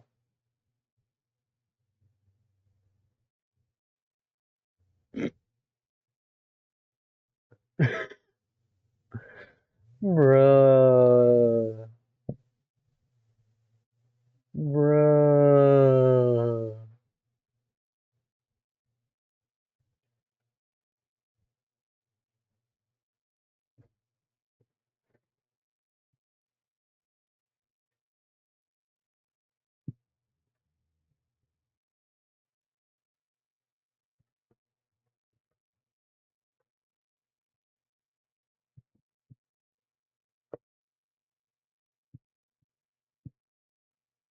Actual results may vary.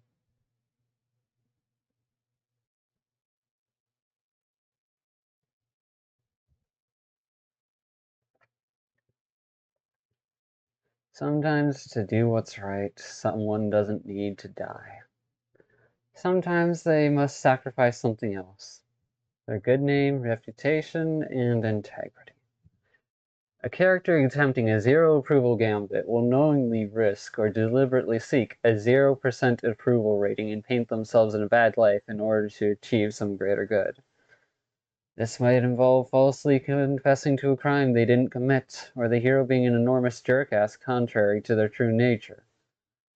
The net result is that they will be hated, hunted, and or disgraced, maybe for all time. In short, they willingly become a hero with bad publicity.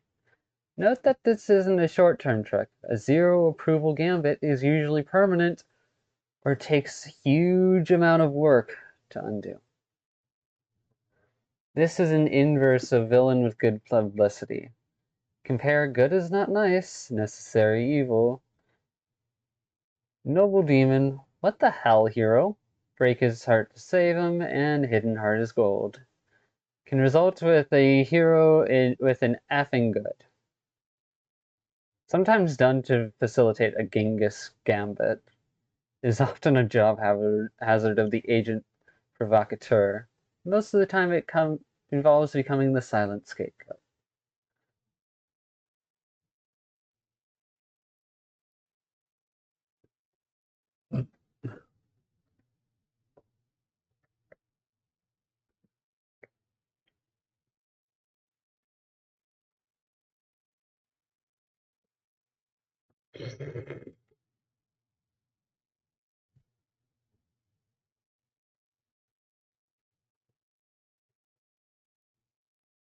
Uh,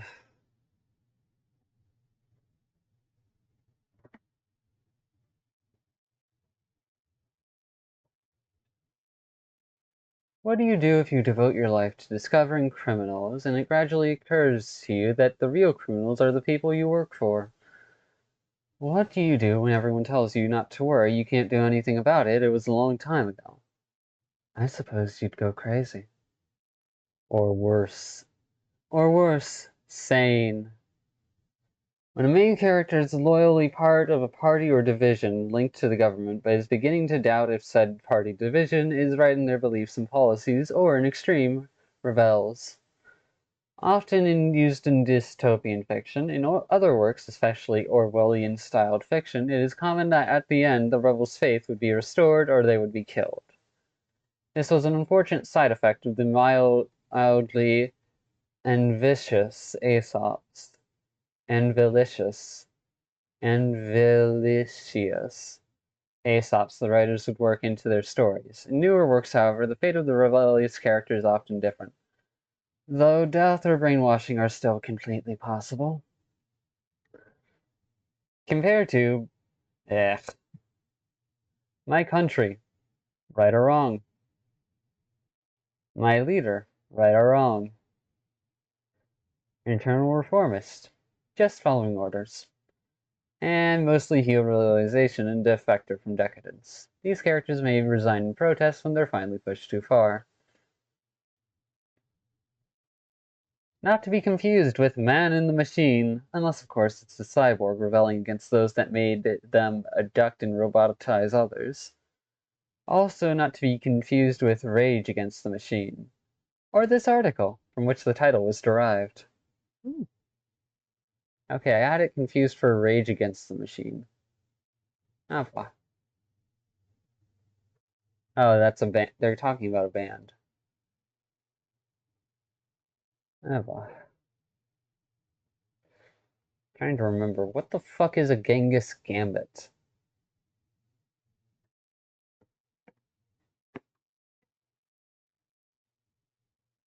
Oh.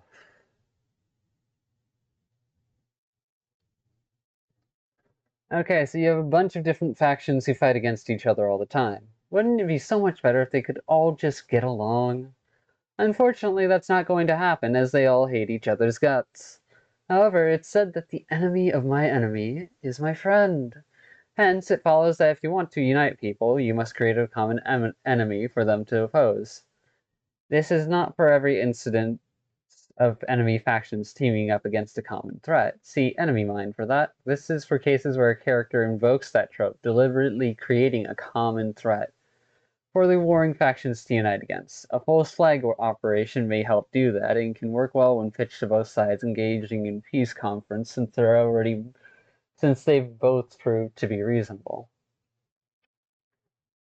The threat itself is often a sword of Damocles. A threat from another race or the appearance of one can summon up species loyalty.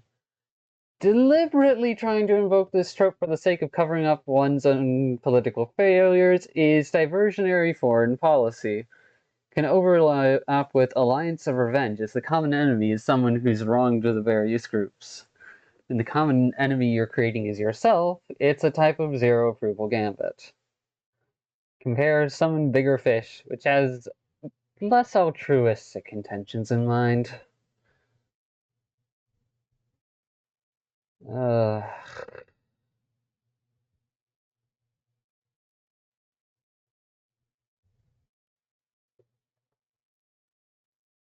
why?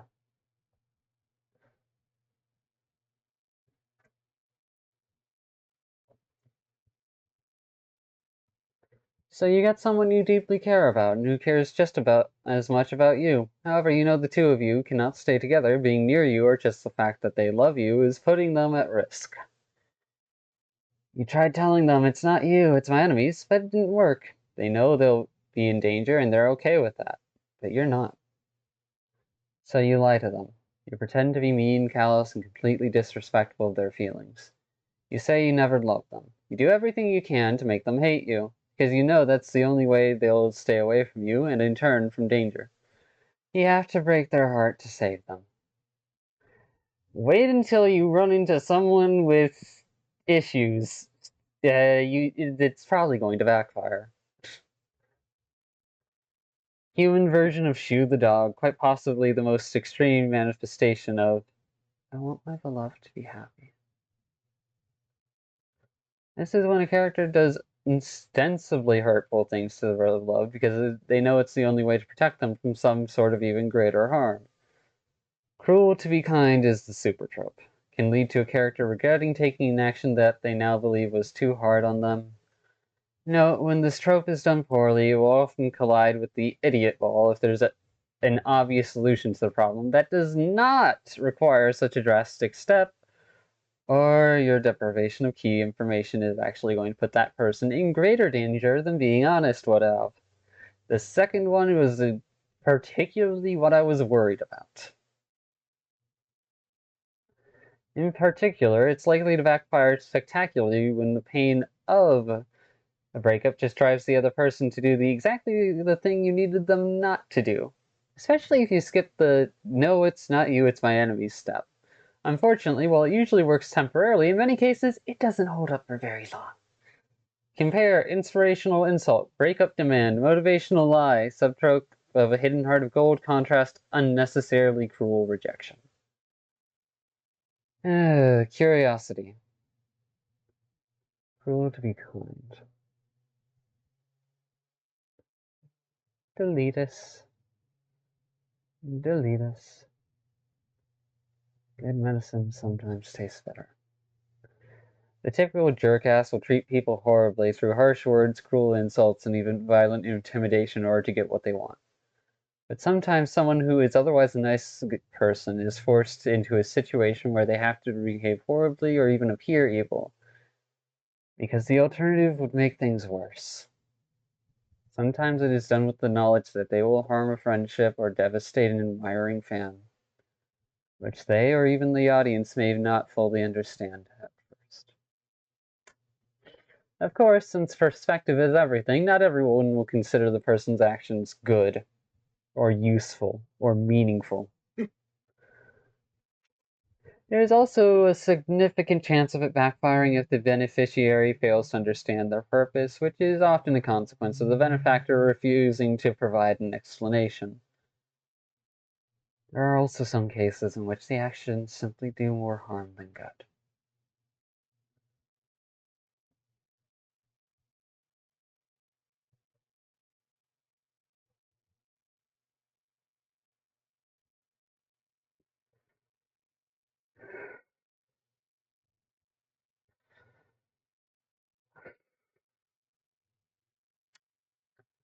It could be a seemingly evil character kidnapping somebody, throwing them in the trunk of a car to protect them from actual thugs looking to harm them.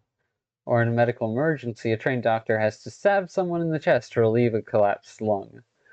They may have to bluntly fire a friend because of poor performance, and going on a long good times monologue just makes it feel worse. A restricted rescue operation also needs to be kept a secret, leaving people in the dark. The root of this trope is the act is genuine cruelty, but serves a purpose to make things better afterwards. This is what distinguishes it from related tropes such as shoot the dog. Because the act is actually merciful, and stab the scorpion. Because the act itself is actually kindness. Also see, good is not nice. Nice is not good. Evil is not mean, mean is not evil. Good can be mean, evil can be nice. See also Hard Truth Aesop, where important lessons are learned through bitter experiences. Compare Shoot the Dog, the extremist was right. Necessary evil, percussive prevention, helping would be kill stealing. Revolting rescue, and kind restraints. Last two are probably the ones my brain is curious about. For a parental version, that sometimes backfires if you never actually show them that you care, or if you fail to do so before doing it, putting them through the bullshit. See Tough Love. Also compare Break Their Heart to Save Them, and it's not you, it's my enemies. Where a character abandons the love interest in an attempt to protect them for their own good is usually the character's stated justification in incorporating this trope. However, that's usually the selfish end of their, like, selflessness.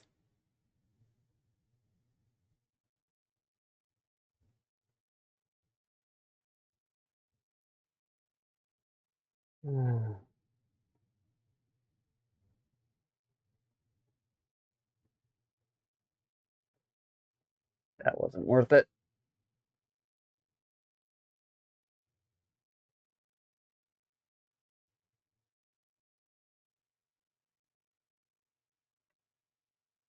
You. Okay. Oh, so they finally have a trope for this. In many works, a character can end up not being themselves. They could hurt someone or admit to someone that they are worried that they might hurt someone. Sometimes they're just acting oddly enough to give people reason to think that they're crazy and or dangerous to themselves and others. Often, their freedom is taken away by their own friends or allies to keep them safe and unable to harm themselves or other people. This could be restraint, seduction, or confinement. This will often happen in a safe location, such as their base or a hospital, or whatever serves as one, and will often result in some fight between the captive and the captors. This can result in breaking the bonds, or if they gain superpowers, it could become a cardboard prison. Those keeping them captive may employ some sort of kryptonite factor to keep them under control. It could also result in an unwanted rescue. If they ask to be restrained, it can overlap with "no matter how much I beg." The character being confined does not need to be willing, and characters to whom they lose their freedom don't need to be benevolent. However, the confinement has to be for safety and not for malice or punishment in order to actually fit this trope. The percussive prevention for a more extreme version of this trope. Yeah, I don't think I want to see the more extreme version of this trope.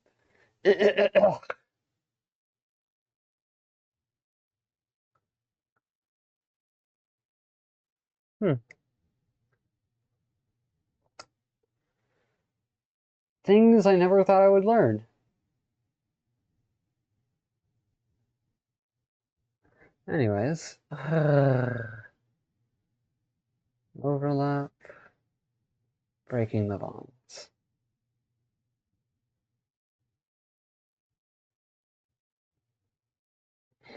Meh, just go on the floor. No one can see you anyways. And plead and cry. Whatever you do, don't give that paper back to me. Ever. A character believes that they will imminently lose their self-control and therefore takes precautions by asking another character to deny them something at all costs. That something could be an important, dangerous item, or perhaps they may be asking for themselves to be restrained, taking away their own freedom.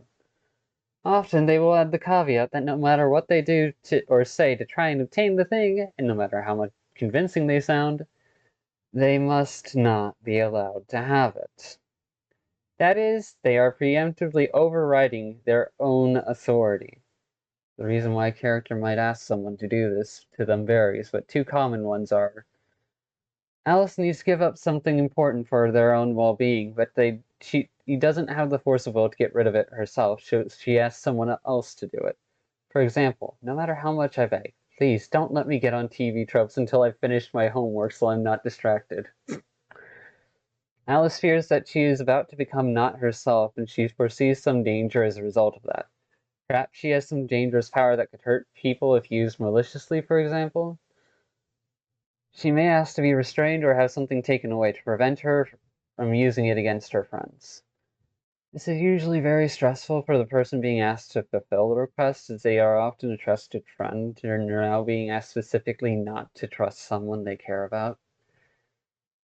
Commonly, Alice may test Bob by acting nice and seeing how quickly they give in, at which point they will likely berate them for doing exactly what they told for doing ex- at which point she will likely berate them for doing exactly what she told them not to do.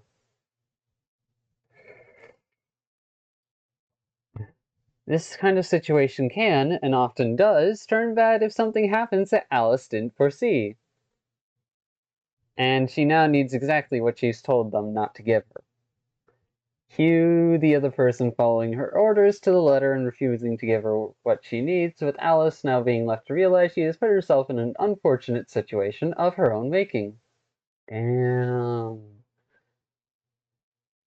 This scenario can be played both for comedy and for drama. In comedy, it overlaps with the lesson learned too well, where Alice has the other person trained to obey that previous order to the point where even she can't override it.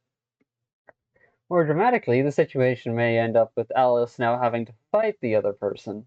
In some cases, the other person will justify their refusal by How do I know this is not a test? In which case, any answer Alice might give him will of course be treated as proof of his suspicion.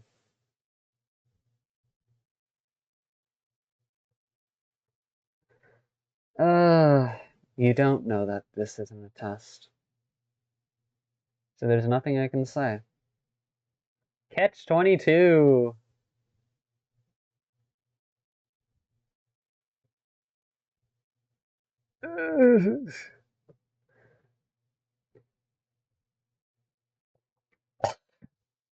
The trope is known as a Ulysses pact, or Ulysses' contract, after its usage in Homer's The Odyssey, where Ulysses asks his men to time to ship's mast so you will be able to hear the beautiful song of the sirens without being lowered into the water. This trope is therefore older than feudalism. Compare to kind restraints and nailed to the wagon. Fucking catch 22.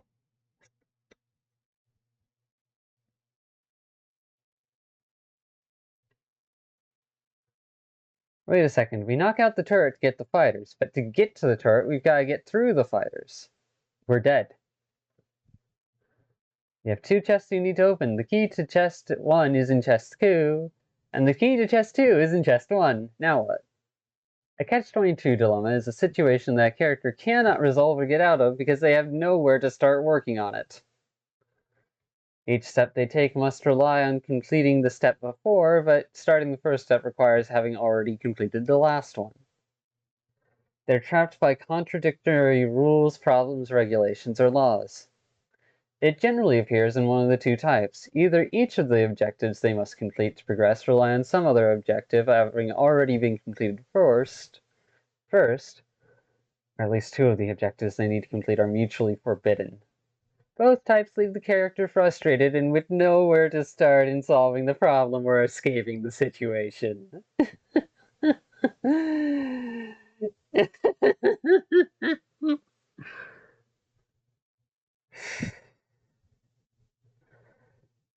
See, I'd like to talk to you and communicate as a sane, rational person, but I'm currently nervous, because I like you. I'd like to stop talking, I'd like to stop being nervous and work through what's the right thing to do is, but I can't do that if I can't talk to you. Fun!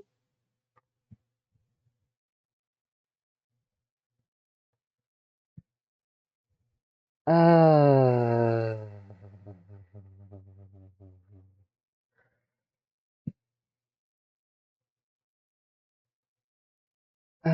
Often the solution lies in taking a third choice, cutting the knot, or simply going for a refuge in audacity. Taking a third choice, cutting the knot, refuge in audacity. In games, finding the dungeon bypass the designer or game master overlooked is also an option. When time travel is possible, you can sometimes follow this off with a stable time loop. The form of you must submit document A with your application for document B, but you have to present document B to get document A is a favorite tool of obstructive bureaucrats. Rule lawyers, or people attempting to cause problems by bothering by the book, also use it, since in virtually any bureaucracy or sets of rules, there's at least one set of rules or regulations that are interlocked or contradictory and can be exploited this way.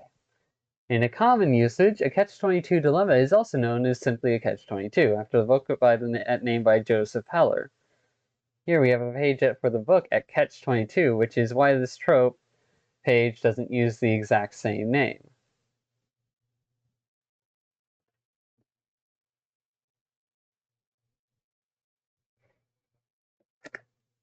Other names for this kind of dilemma are a closed logical loop or circular bind. In engineering and programming, it's called the deadly embrace. Another term in programming is deadlock. In video games, you can call it a soft lock or a hard lock, depending on how hard it is to break out. A hard lock is pretty much the same as a deadlock. A soft lock means you have to restart this, you have to return to the initial position of the system in order to undo it, which means losing your progress, but ultimately being given another chance. The term covers two similar but not identical situations. In one, two things are conditions precedent to each other. The key is behind the lock is a subtrope of this situation, where an item or door is locked and the key to lock is in the item or behind the door. Need to unlock the lock to get the key to unlock the lock. It is most often solved by finding some way to open the item without the key. Take a third option. The key is behind the lock. I'm gonna need to do research against this bullshit. Alright, now to jump over to this one.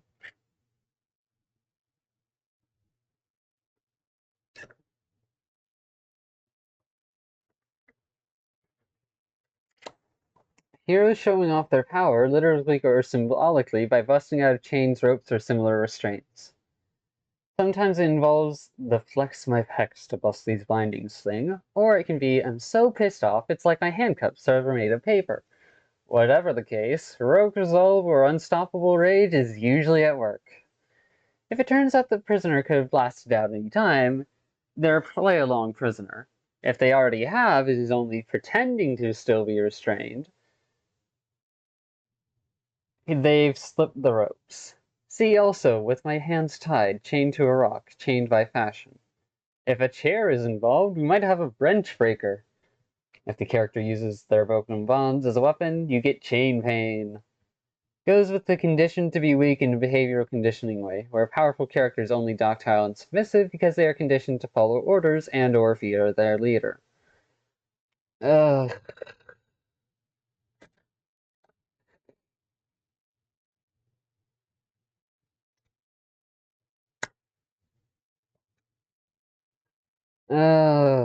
Sometimes a hero faces an agonizing decision where the apparent two choices are terrible, such as a friend or idle decision or sadistic choice. Typically, the hero chooses the lesser of two evils. However, sometimes the hero can respond with, I don't like these choices, I'm taking a third option. It's usually something completely unorthodox or seemingly suicidal. This typically turns out to be the best choice after all. Everybody lives and the day is saved completely. In general, a third option has three basic requirements needed to seem plausible. Time, resources, knowledge. A third option is useless if you don't have the time to implement it, don't have the usable resources or power, or just don't know it exists. Depending on how well that rule is followed, the solution will be either incredibly awesome or incredibly stupid. Deciding which examples are which is an exercise left to the reader, although foreshadowing possible answers can help win them over. This can be the hidden solution to a secret test of character. It's also one way to resolve a debated switch or a turning of Morton's fork to your advantage. Cutting the knot is almost always an example. If done poorly, it may fall victim to the golden mean fallacy. Sometimes it's triggered by heads, tails, edge. When the options are different sides in a conflict, taking a third option may lead to becoming omnicidal neutral. Well, that's not good. In most power trio scenarios, when the Spock advocates one course and the McCoy insists upon the other, the Kirk will be particularly fond of using this method as a solution for the problem of the week. This is also the best way to deal with a Xanatos Gambit. A true, magnificent bastard will have anticipated that, though. Also, what's the Xanatos Gambit? Because there are so many different kinds of Gambit. Oh, yeah.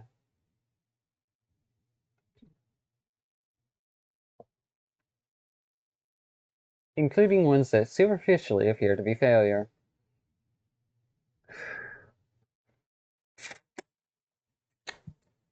Usually the third option is more hidden or difficult to obtain, requiring some lateral thinking or dedication to achieve. These endings can range from silly joke endings to either the golden ending, but are rarely ever a downer ending just because the authors actually want to reward the audience for going to such lengths. Compare breaded eggs, false dichotomy, loophole abuse, and steal the surroundings. Make your choice for you, which is a different kind of third option. Third option, adaptation. Third option, love interest. Oof.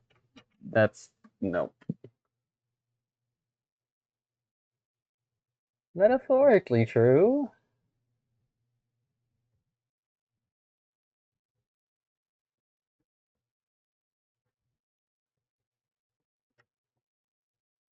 Oh, jeez.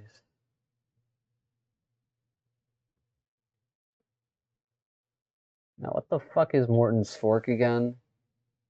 Oh, right. Double annoying.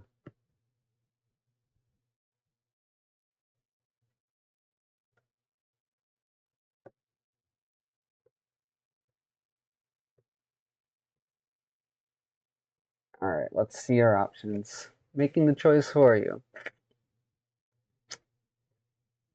And in the middle of this, before anything had been said outright or any decisions made, before Fire would make those decisions for them, right then, mid-waltz, they heard explosions in the distance and looked down to see in firelight the Greek army in full retreat. Making the choice isn't easy for some people.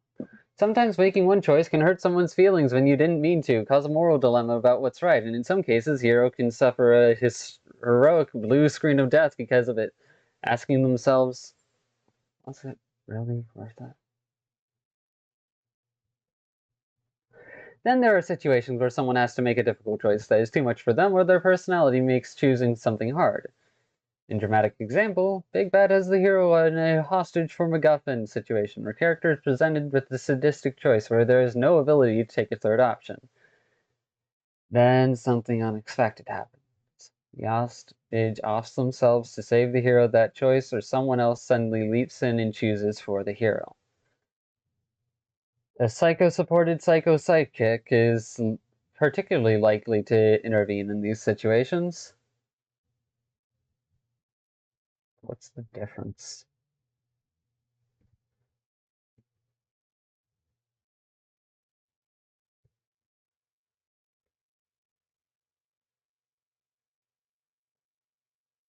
Oh, so the basic definition of an idiot.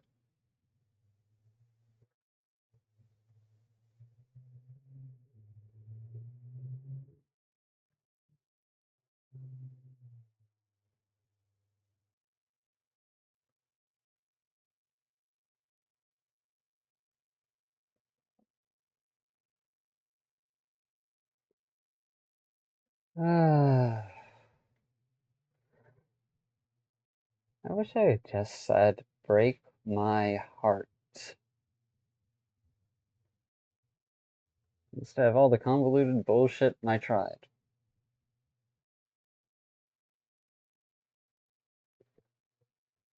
But I didn't feel comfortable in betting on the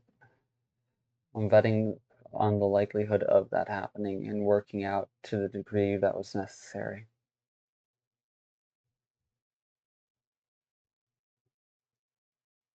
In in a more comedic example, Bob is trying to figure out what to eat between Hawaiian pizza, pepperoni pizza. Knowing it'll take Bob a while to figure it out, someone else simply tells Bob to order the pepperoni pizza, which Bob goes along with as a result. This is what we call making the choice for you. See sadistic choice for examples of what puts a character here. Compare and contrast a third option where a character is able to find a solution that exists outside the two obvious choices. When someone is presented with options, but they both force you to make the same choice, see, but thou must, or Morton's Fork.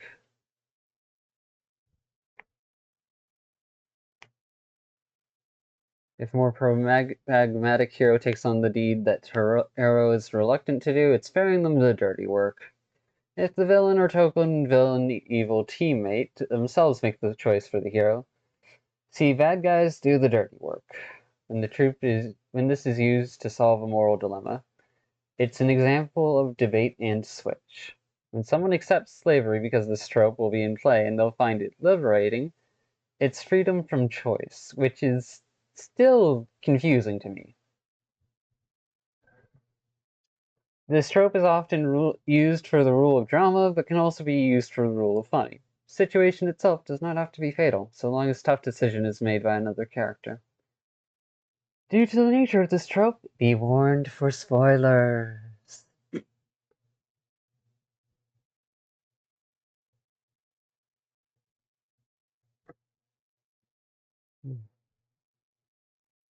Yeah, in a sense, you're kind of just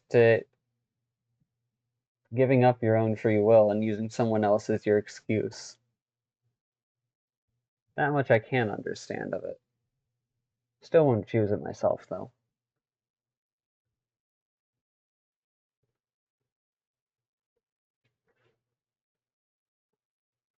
The 9/11 truthers respond poorly to my compromise theory.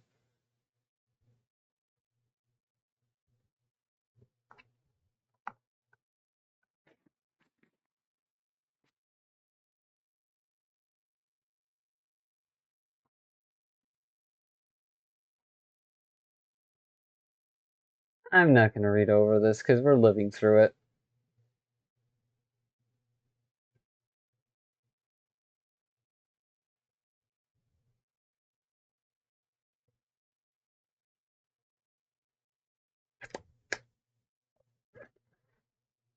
Put simply, a character flips a coin, which lands on its edge. This generally happens for one of three reasons. The coin just happens to land on its edge due to ridiculously minuscule chance. A lot of conservation of detail means this is almost never the reason in fiction.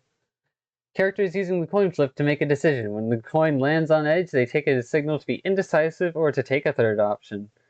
This frequently results in the best of both options being employed. Hilarity ensues in a comedy series. Screw Destiny follows if the character was facing a sadistic choice. Gambit pileup occurs if the other side of the conflict had a Xanatos gambit in play to account for both possibilities, but not this one. Ooh, I love it. And if the coin was a metafictional Schrodinger's gun, the entire plot goes off the rails. Henderson scale of plot derailment. There's also a third option. Something is messing with the physics of probabilities. Weighted coin supernatural causes, negative space wedgie, etc. And these are only the first three panels!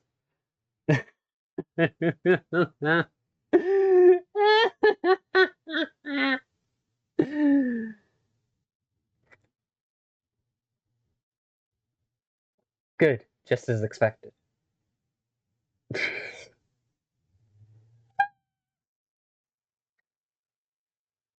A gambit pile-up involves two or more people with separate agendas, each hatching complicated plans which then collide and interfere with each other.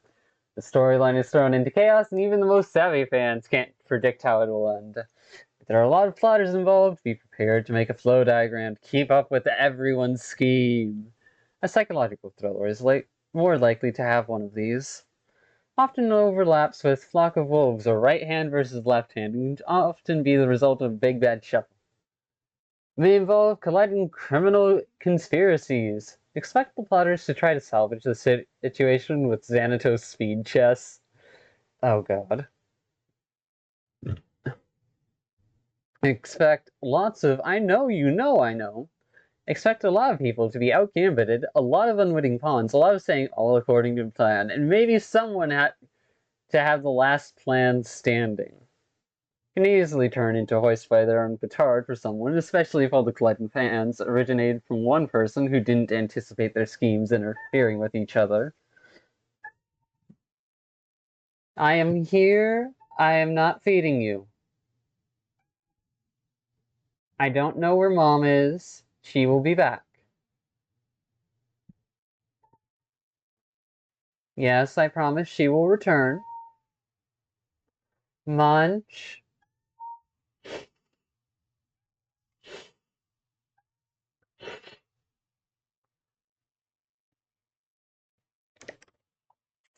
Conveyor Gambit Roulette. One person has an improbable plan that would only make sense if they are near omniscient. And multiplayer facade.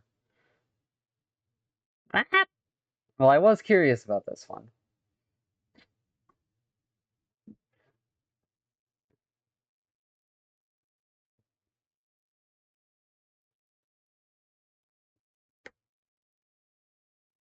Oh, yeah.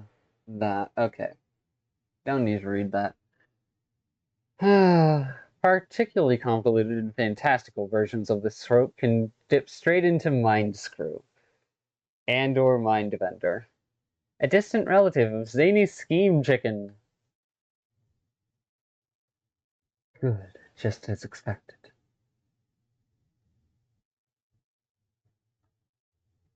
Xanatos to Speed Chess. Some characters have an amazing gift not only for making the plan, but for revising it whenever new circumstances arrive. Even a gambit pileup does not prevent this character from working around it to success. And the plots can be or become as complex as anything the chess master or manipulative bastard lays out, they tend to function differently. Plotting characters tend to be more the trickster. We usually follow, if not the plotter themselves, then characters near them, so we can witness their continual and brilliant improvisations. The plotter is more likely to be a hero than a villain because the plot is always teetering at the edge of failure, making success much more dramatic. If it's used by both sides, the drama is squared. Xanatos speed chess players build in the need for such flexibility in advance because of the old adage that no plan survives contact with the enemy. Indeed, many players start with a plan as simple as possible because that introduces as few things as possible to go wrong. Closely related to the indie play, which has simpler goals like escape or sometimes hope for the best, but in this case the plan is still in operation, just modified to fit the new situation. Distinction here is that Xanatos speed chess involves changing an existing plan quickly, while an indie play started with no plan whatsoever. A much more dangerous form of it is to alter the plan to take advantage of unexpected windfalls. This usually introduces exploitable flaws, and if it does not lead to disaster, it can come very close. Also see see also improvisational ingenuity. Maybe the key to surviving the villain knows moment. Compare Xanatos Gambit, which involves a predetermined plan, but one so well made that there can be no failure, only degrees of success. Compare and contrast with the opportunistic bastard, who, like an indie ploy, has no plan beyond amassing power or other forms of short-term self-benefit and using or exploiting any opportunity they stumble upon, but generally suffers in the long term because of it.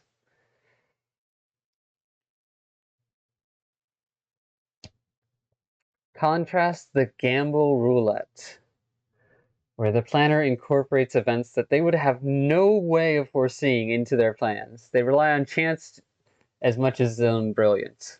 Contrast the clock king, a consummate planner who is rarely good at this.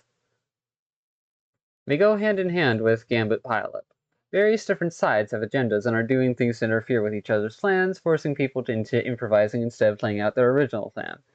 If prophecy, time travel, or being able to see the future's involved, may escalate to scry versus scry. Compare unintentional backup plan, where something completely unexpected occurs to help the plan, though it can still be adapted into this. Not all people who attempt Xanatos speed chess can pull it off. This is why being good at Xanatos speed chess is one of the defining marks of a magnificent bastard. Let's not get into scry versus scry, because that's just a whole nother headache.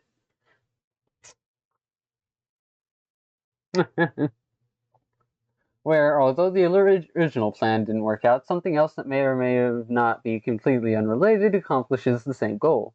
When played for laughs, expect the person who made the original plan to still say, just as planned. May also involve MacGyvering if the unplanned event simply gives the hero what is necessary to recover from the failed plan. Might turn into a funny background event might also turn a funny background event into a Chekhov's gun, often used to invoke "I meant to do that." Might be also involve the plan going horribly wrong and then what caused it to go wrong yielding the intended result. Contrast "nice job breaking it, hero" and "nice job fixing it, villain" for when they unintentionally rescue their enemy's plans. Compare and contrast to Xanatos speed chess and Gambit roulette. Inverse of spanner in the works, where someone or something causes what would have been a perfect plan to not accomplish its goal. Contrast, despite the plan in Xanatos Speed Chess, where partial or complete failure is something the planners needed to actively compensate for.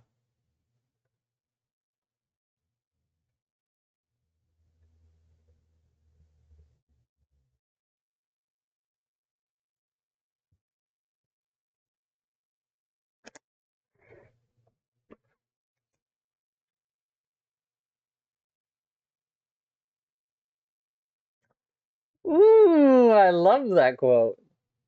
You see, Mr. Potter, everyone knows that Dumbledore's madness is the mask, and he is sane, pretending to be insane. They pride themselves on that clever insight, and knowing that, the secret explanation, they stop looking. It does not occur to them that it is also possible to have a mask behind the mask. To be insane, pretending to be sane, pretending to be insane.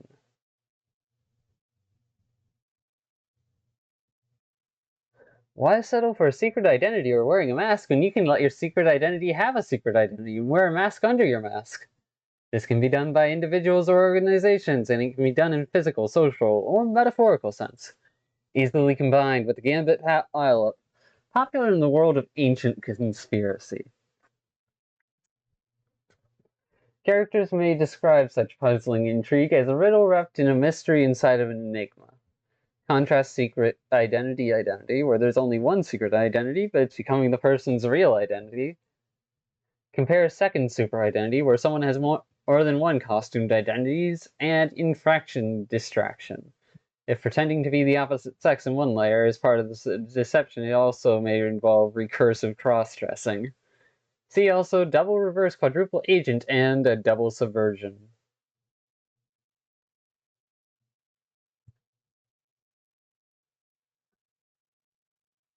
Nope. Wrapped inside a mystery, inside of enigma.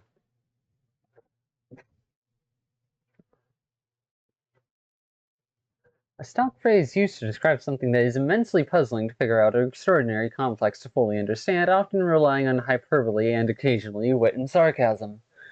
The phrase is open to great interpretation and variation. Its three distinct yet related nouns allow for the variety of setups and gags to relate to the triple, independent on the rule of three. Frequently, the last item of the phrase is changed to something completely different and irrelevant to mystery for the rule of funny. In the exact order of what's wrapped inside what varies.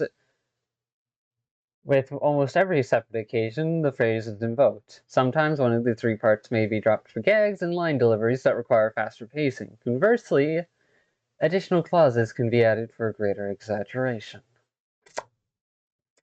Now there's one. And the exact order of what's wrapped and inside what varies. Okay, oh. When a sentence gets this long, it's pretty run-on. And then you have sentences as context and nouns because of concepts.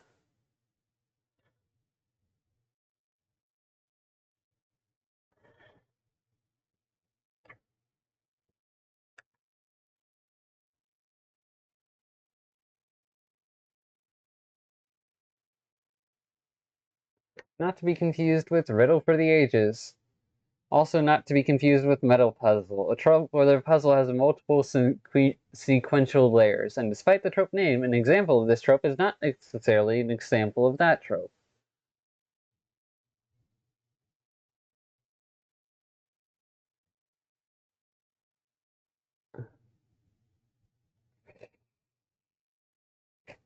Oh god, not this. A metal puzzle is a type of puzzle whose solution requires data or involvement from solutions obtained via other puzzles, thus acting as an overarching puzzle that is connected, whether directly or indirectly, to smaller puzzles and whose solution is the ultimate goal.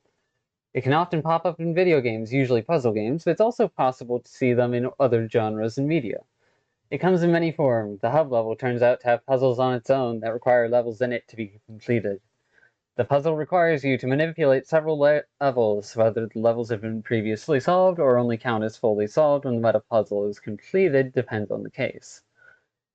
An individual level features individual puzzles and rewards.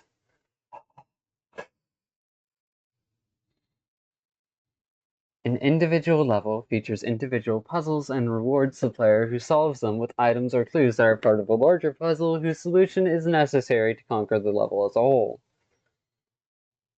Among the seemingly conventional puzzles tackled to clear a level, there is one that requires figuring out a step that cannot be derived by only accounting for the constraints of the level itself. Meaning, you have to think beyond what you can see and account for other possibilities. Puzzles of this type often require out-of-the-box thinking, and if it's not readily apparent that a seemingly solved puzzle will factor in for the solution for a greater scope puzzle, it might even become a moon logic puzzle. Like the password game.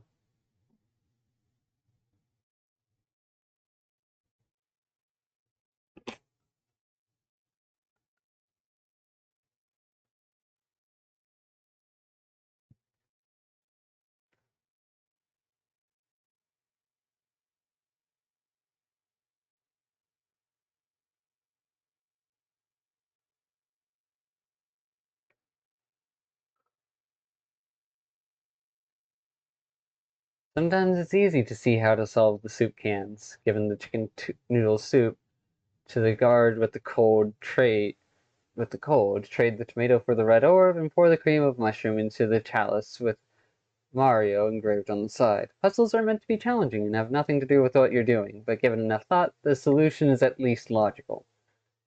And sometimes standard logic just won't get you to the right answer no matter how hard you try. To find the solution, you have to look at the problem in a way that may seem entirely unintuitive on its face. This is not a guide, damn it. All the information you need to complete your objective is right there in the source. Some people will be able to make the intuitive leap almost immediately, others will struggle for hours and never spot the bend in logic that leads to the answer.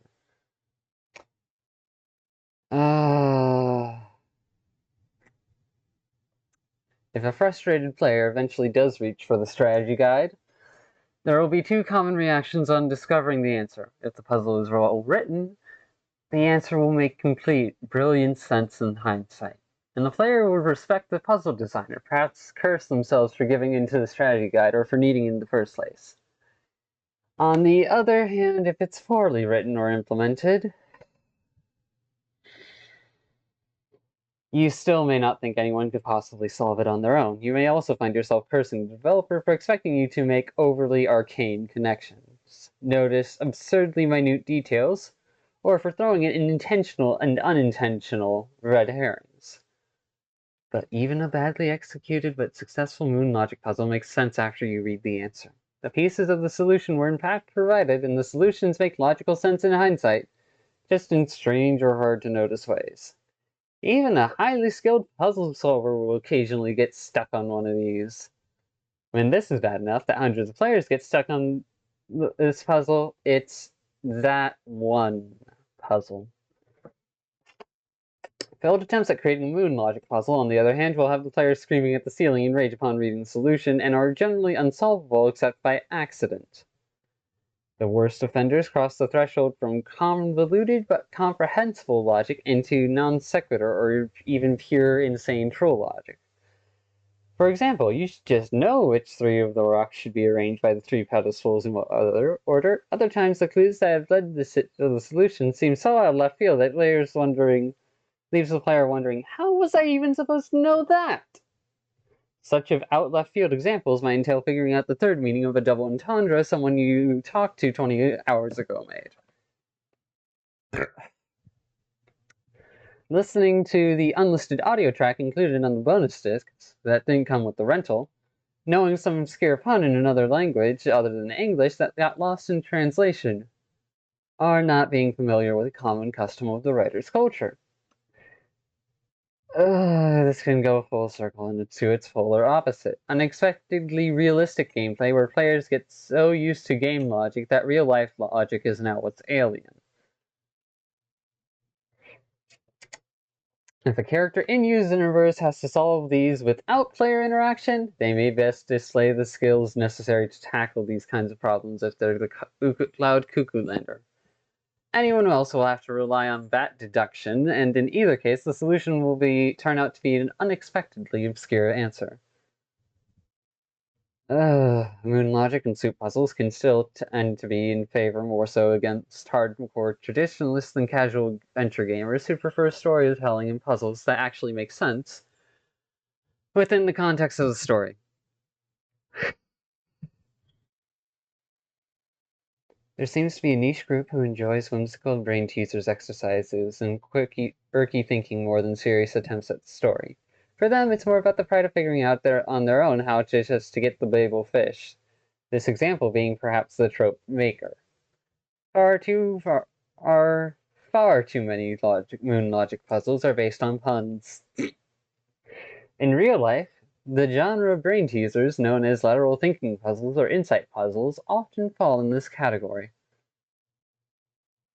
Compare and contrast stock lateral thinking puzzle.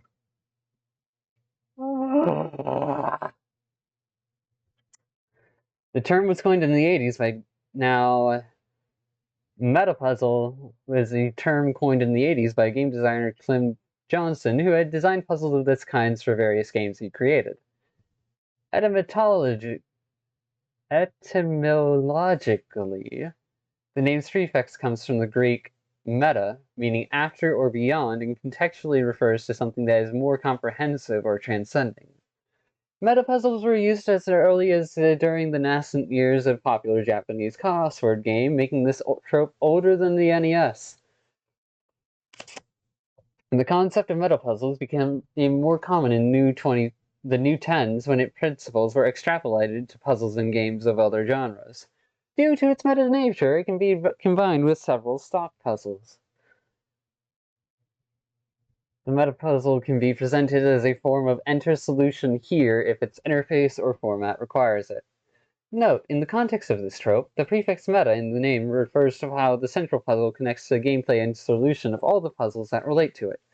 For example, puzzles that are called meta in the sense that they are apply a non-standard aspect of the game's UI or supplementary material, well, see paradiegetic gameplay, which is very much like ARGs or alternate reality games.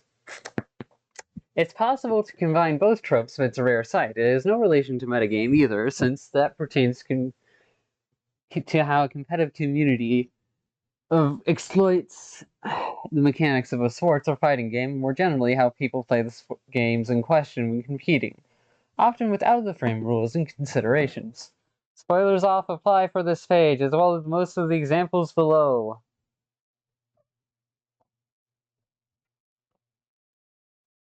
I'm gonna just stop tangenting. Okay, close that. Off the rails, I kill Gandalf.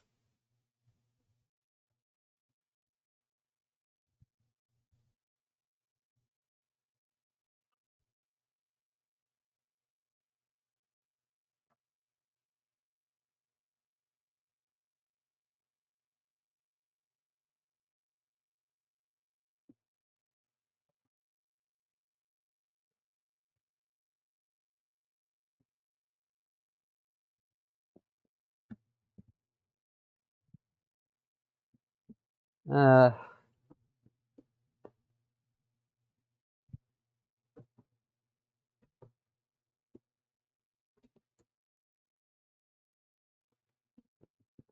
well.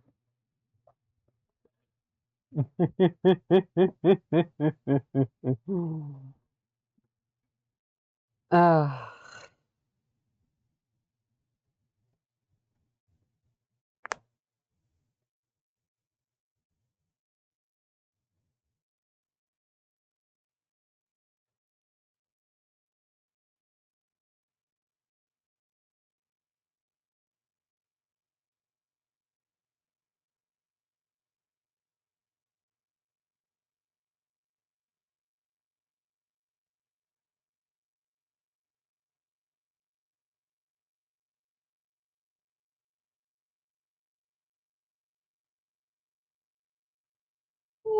Delicious.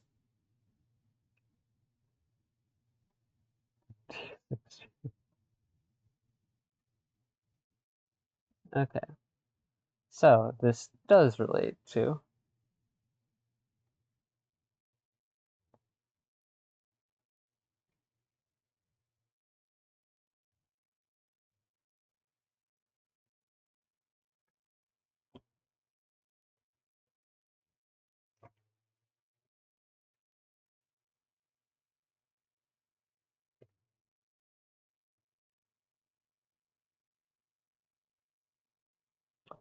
Alright, I'm just gonna search for Henderson.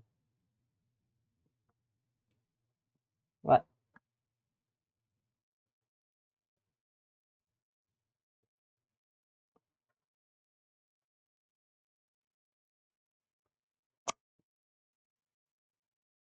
The action undertaken has solved every problem in the game's universe for every living and non-living thing in existence.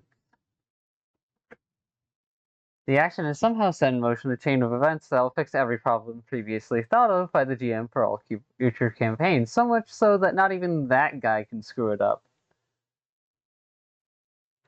The action has immediately solved the campaign in its entirety. The villain is vanquished, the disaster is averted, the damsel in distress is saved. Gather your dice and character sheets. GG, everyone. Negative 0.75 Hendersons. The action undertaken has effectively caused the party to have to be victorious in all plots whatsoever. Success is only a matter of time. Negative 0.5 Hendersons. The action undertaken has solved the current plot and nearly solved the main subplot. It has also had a minutely positive effect on the main plot and the game universe as a whole outside of your party. Negative 0.25 Hendersons. The action undertaken has solved the current problem for the party in the way that was just as the GM had planned for. Basic Henderson scale. 0 Hendersons. The action undertaken has no effect on the plot whatsoever. 0.25 Hendersons. The action undertaken has derailed the current trains of thought of all party members present and involved in the current plot and derailed the most minute of current subplots, but the GM can easily reroute the party and continue on to the end of the main subplot.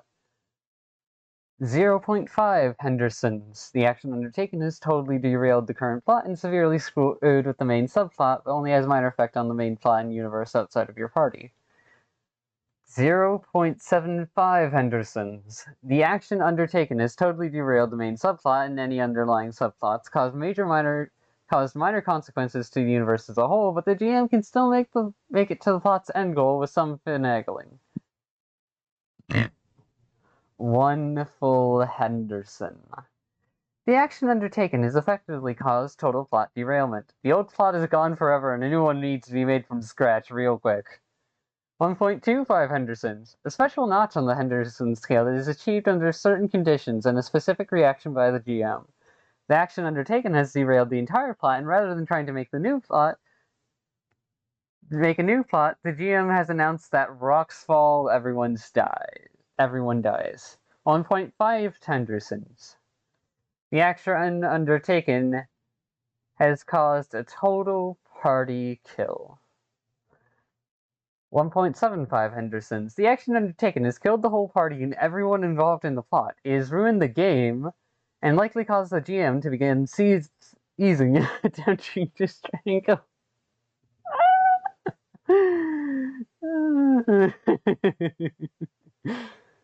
It has ruined the game and likely caused the GM to begin seizing, attempt to strangle the perpetrator, laugh uncontrollably, or just sit there in shock.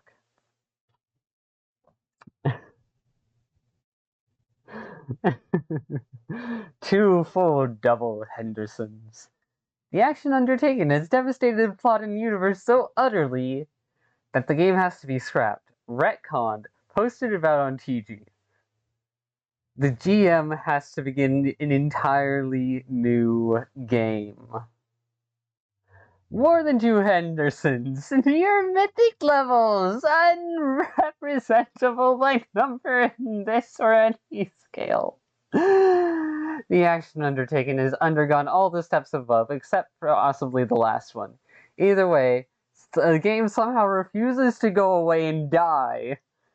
Maybe the GM initiated the scratch, but the game remains in some form, screwing with the players.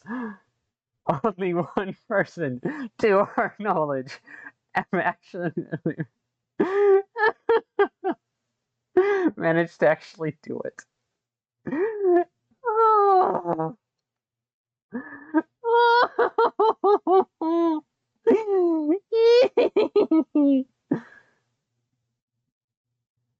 I love this bullshit. Anyways, cutting the knot.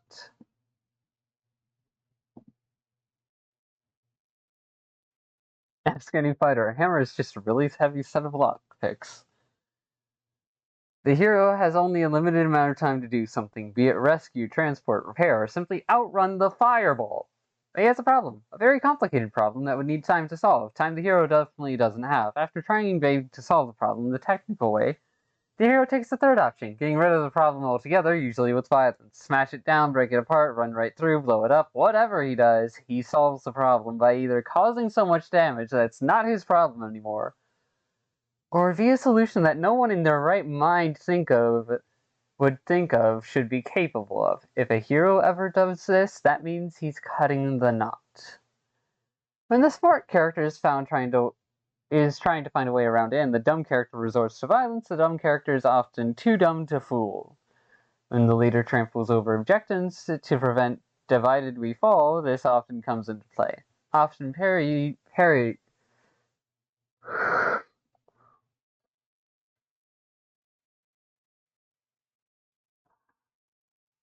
There's a part of your brain that can just keep focused endlessly, girl, but the part that runs your mouth certainly needs its oxygen.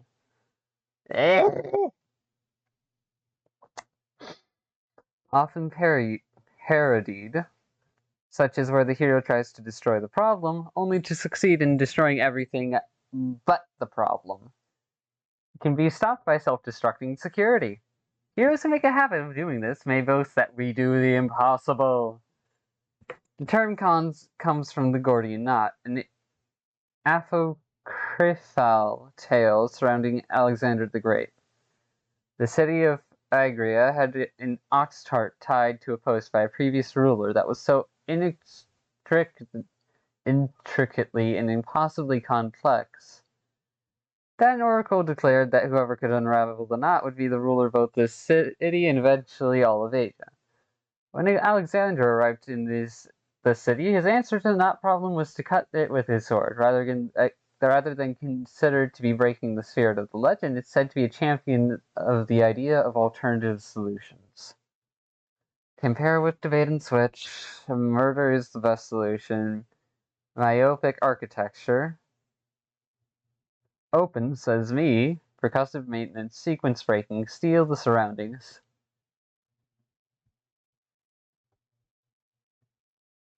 Unexpected realistic gameplay. Outside the box tactic, take the third option. For broader applications. Contrast, we have keys, or there was a door, where violence is the complex solution, and simple solution won't work, where somebody shows or explains why doing this won't actually solve the problem. See also impossible task, in which this trope is often the only solution. If an authority figure berates you or even punishes you for this trope, see no fair cheating. Can overlap with impatience makes you dumb if this sort of solution backfires on the one pulling it. Oh yeah.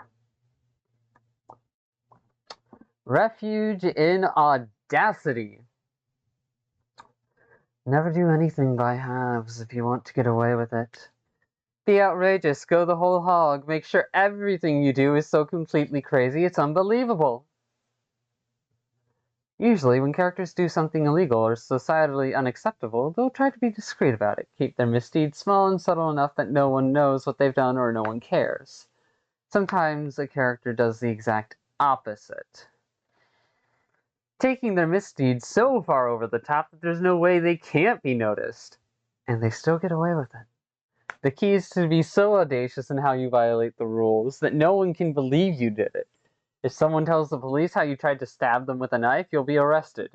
However, if they tell the police how you tried to throw them into a tank full of hammerhead sharks, razor blades, sulfuric acid, and banana peels, there's good odds the police will just laugh them off and not bother investigating, even if it is real.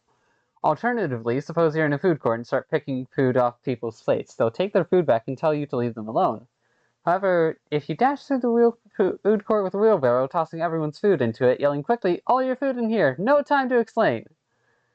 they might be so flabbergasted by what's happening that they can't bring themselves to stop you. Or say you are the conspiracy and you want your nefarious activities to go unnoticed by the public. Simply make your diabolic experiments and evil plans so utterly insane that even the hero who tries to expose you will be ignored and called a loon by the general public. Basically, this kind of thing works because people have a weirdness sensor when it comes to typical things. Since most people follow the rules, or at least pretend to, in any civilized society, someone who breaks the rules with such flagrant abandon is so unusual that people have a hard time accepting that such a person exists. Thus, people will try to rationalize what's happening by assuming the violator had some sort of exceptional reason for breaking protocol so loudly and so brazenly. The logic on display is that if someone's acting so audacious wouldn't dare be so open about their rule breaking unless they had a good reason for it, so they simply assume that the violator is acting in good faith. Even when they aren't. And that's why such refuge in audacity can work. In other words, this is not getting crap past the radar, this is crashing the crap through the front doors and out of the back doors of the radar installation in our...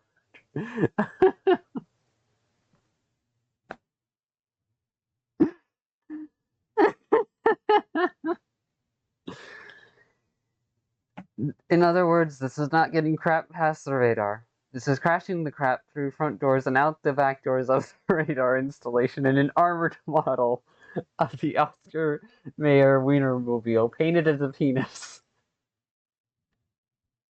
With sunglasses wearing flaming skull decals on every flat surface, and a Hieronymus Bosch reproduction on the door, hood-mounted machine guns blazing, motorhead blaring on the jury-rigged PA system, the tires leaving tracks painting sex and violence on the floors and walls, and one arm hanging out the window making a rude hand gesture.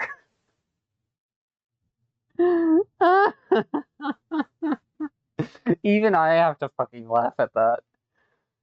This is usually a good source of comedy, since it inverts how we normally expect people to behave. Characters who pull it off successfully usually come off as awesome. Characters who try this and fail often get a brutal "this is reality" moment, which can make for good cringe comedy instead. This is the heart and the soul of the big lie technique. Telling such a massively colossal lie that people refuse to believe one would actually lie about such a thing and accept it as fact instead.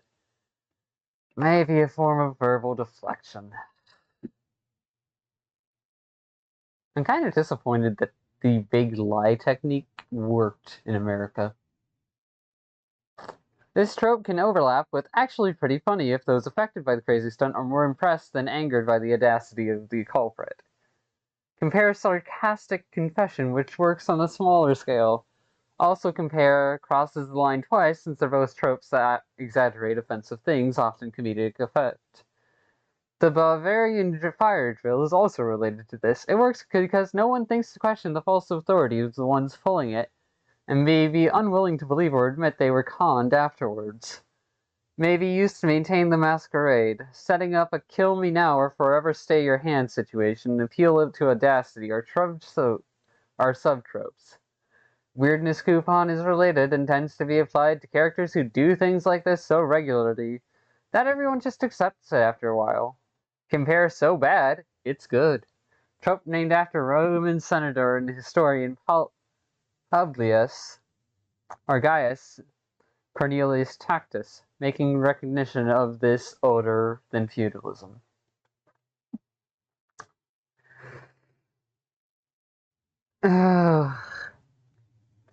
This kind of packaging should be outlawed. Why does it still exist? I especially love when you buy scissors and you need scissors to open the damn scissors. Something important is locked. There is a key. However, this key is inside. You need the key to reach the key. While this trope can be played for laughs with trivial situations such as locking your keys in the car, many works that use it choose to employ it for a far more dramatic manner. The hero is on a quest to find the key, eventually finding some other way to reach what he needed the key for. And then he finds out there's an extra quest which futile, the key was inside all along. In a video game, this can be used to create a door to before. If the key is behind and in the lock, one possible solution is paper key retrieval trick, otherwise hairpin lockpick, skeleton keycard, or shoot out the lock may help to resolve the problem. Subtrope of the Catch-22 dilemma. Compare bragging rights reward. If the real question is not how to open the door, but how whoever locked the door was able to leave the key in there in the first place, it's a locked room mystery.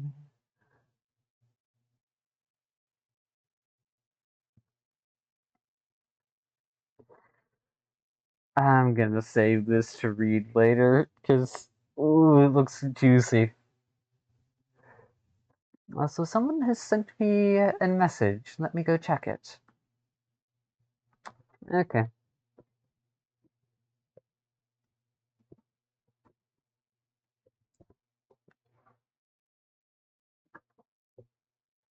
Already responded there. Give hugs to the bean. And then tab out of Discord.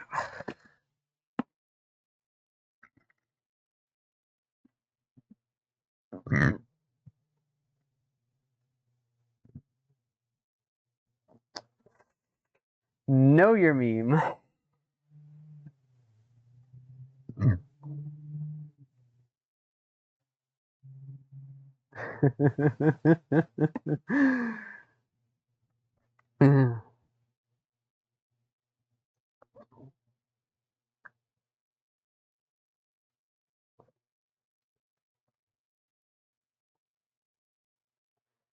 We should be careful to get out of an experience only the wisdom that is in it. And stop there, lest we be like the cat that sits down on a hot stove lid. She will never sit down on a hot stove lid again, and that is well, but she will also never sit down on a cold one anymore. A person is taught a lesson and takes it to heart very well. Too well, as it turns out, there are two variants, by which no means exclude the other. The person takes it to heart so well that the lesson is applied even to his or her own detriment. Even the teacher may notice. The person applies the lesson to the teacher's detriment.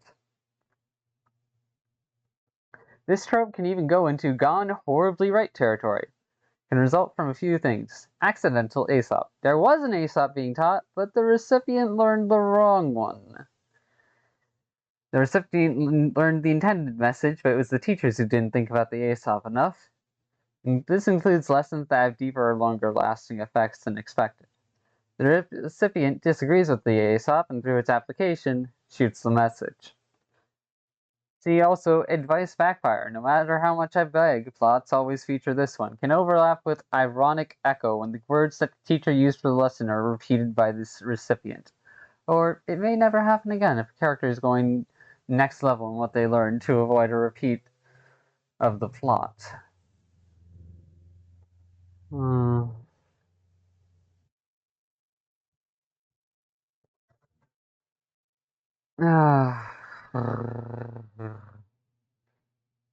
Lesson learned too well.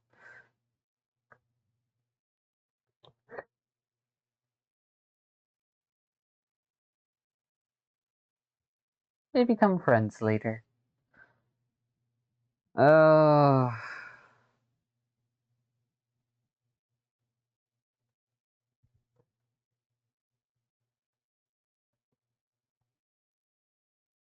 Yeah. That can really fall flat.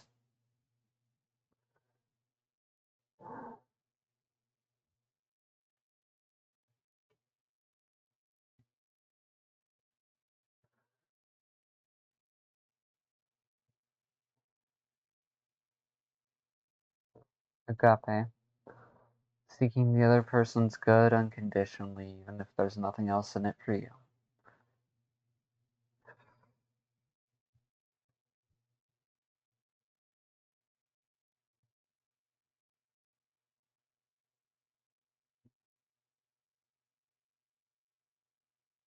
What the hell?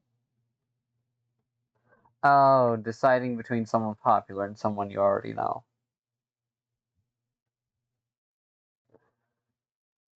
Oh, okay.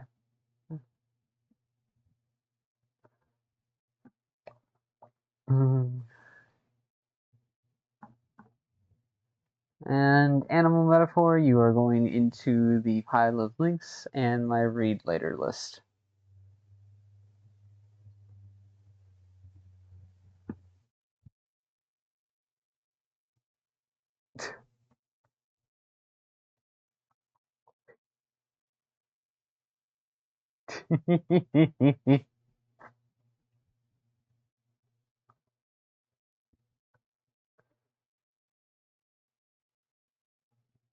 Oh, why rebel against evil? Make a heel face turn. Ugh.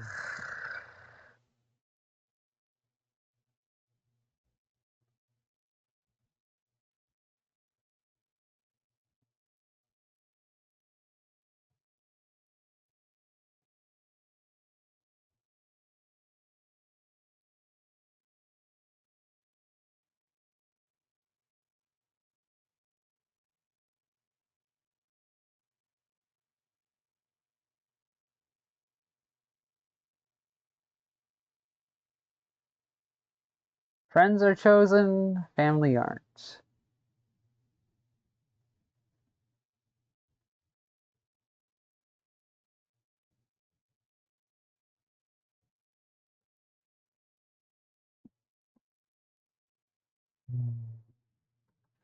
I don't feel like reading that one out loud because it's kind of self-evident.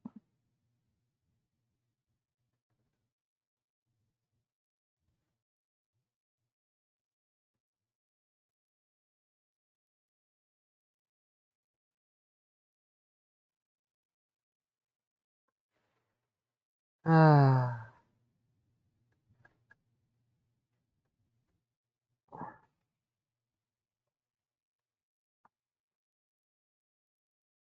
what in the fuck is that image?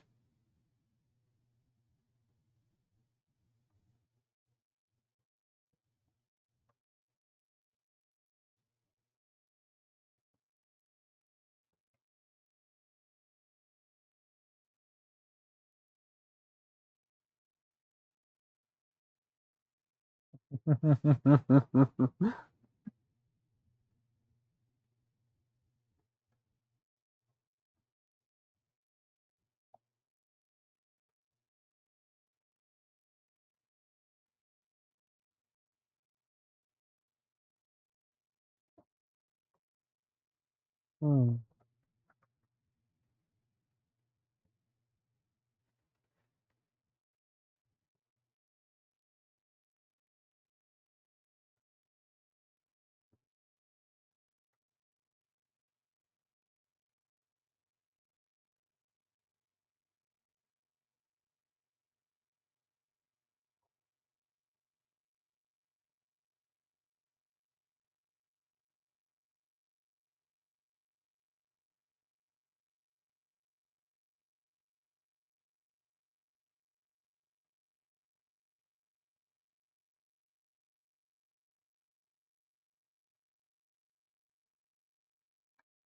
Hmm.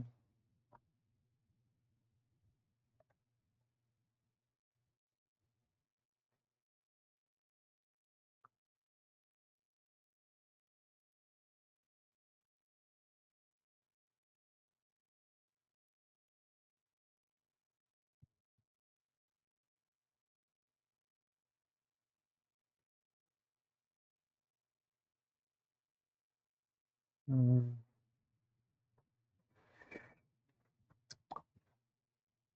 Hmm.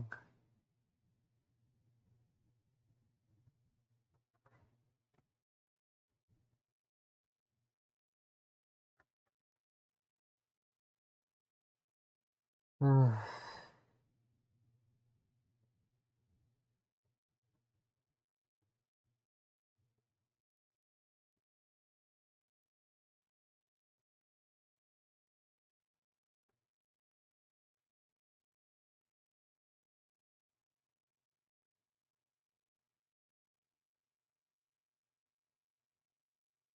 Mm.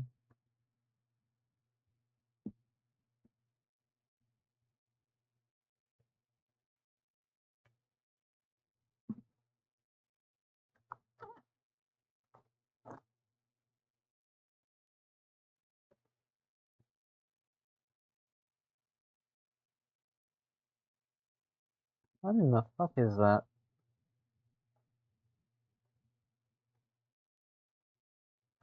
Oh.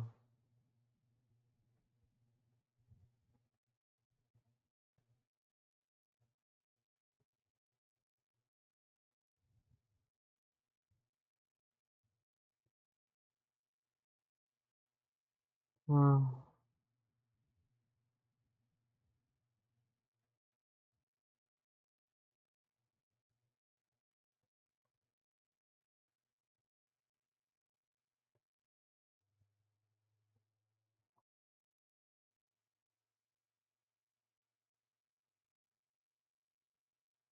Alright.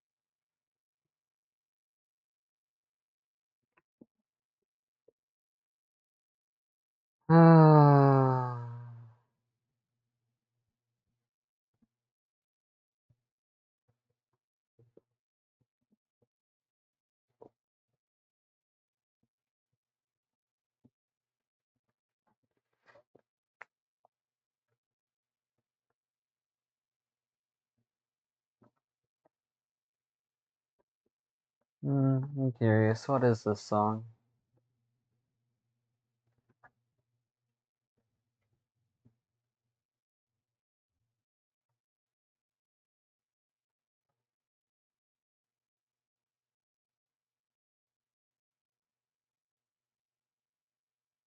Oh, it's one of those songs. Got it.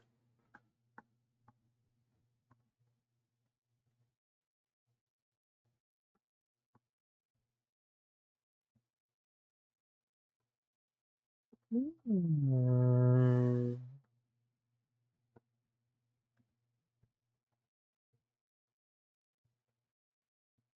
Mm.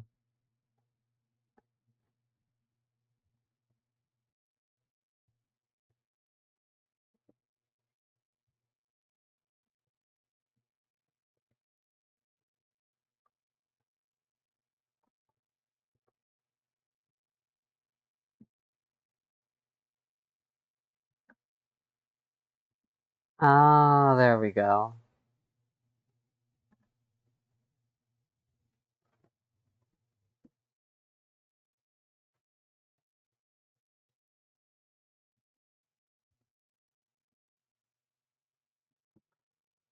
Yeah.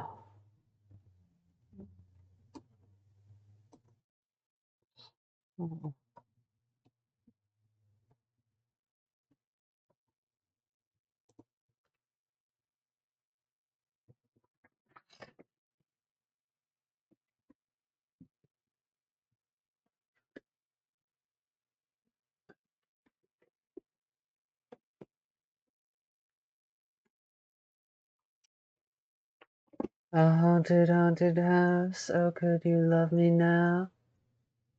I'm a.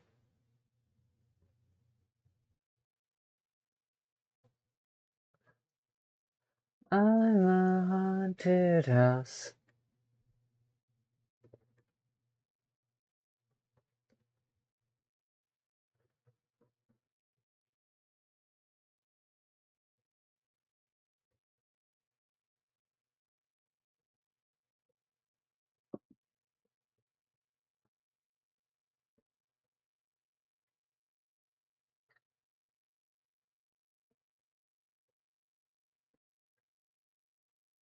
Multiply. Multi.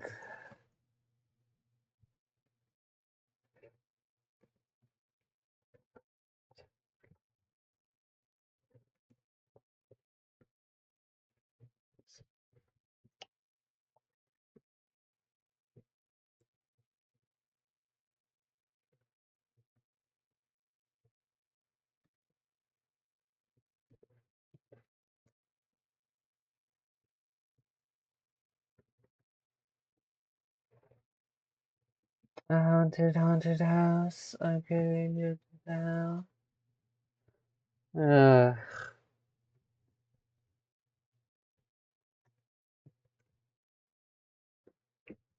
no.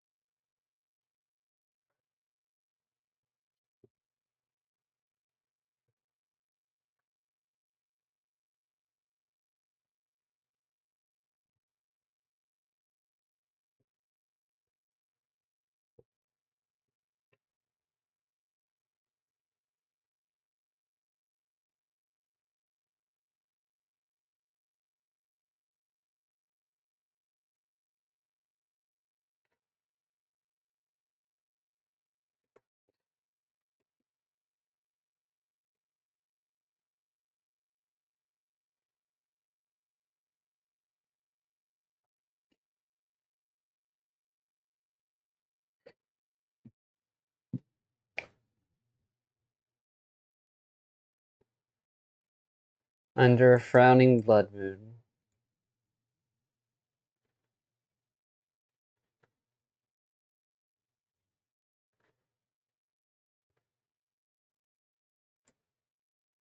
Under a smiling harvest moon.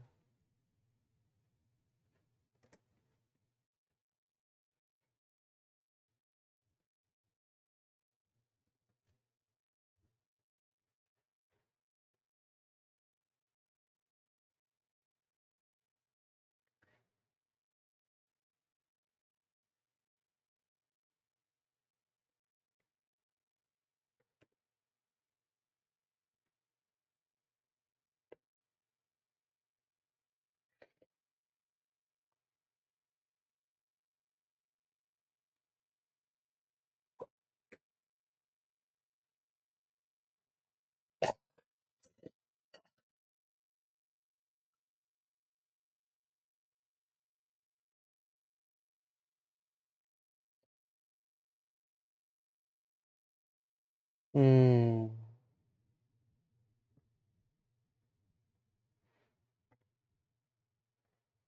Doom ba da da. Hmm.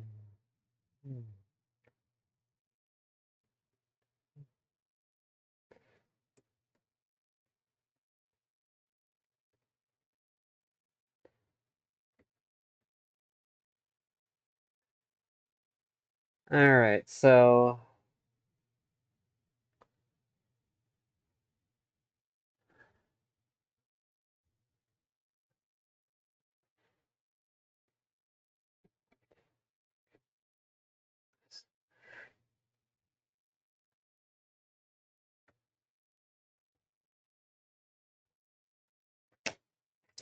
a haunted house. Oh, good you love me now. A haunted, I'm a haunted house.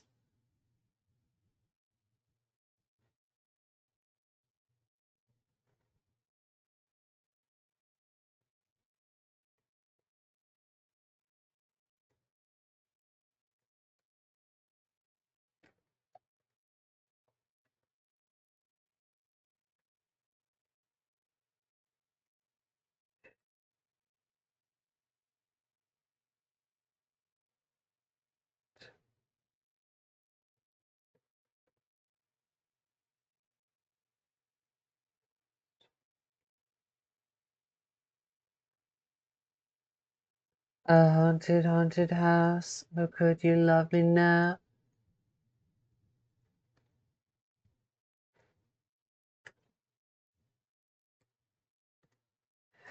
Yay. There we go. At her most powerful, but also under a frowning crescent blood moon, she's at her most powerful, but she cannot hide what she is. She cannot shape shift or otherwise. Under a full blood moon, she's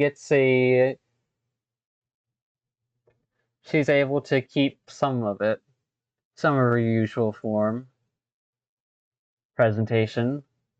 Under smiling blood moon, she's able to get the a minor boost of power while also still retaining full shape shifting scale. Under a frowning crescent harvest, under a frowning harvest moon.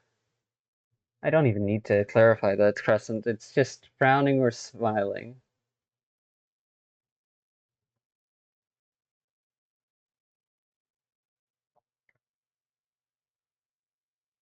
Let's see. Under a smiling harvest moon, she's physically her weakest, but shape shifting is.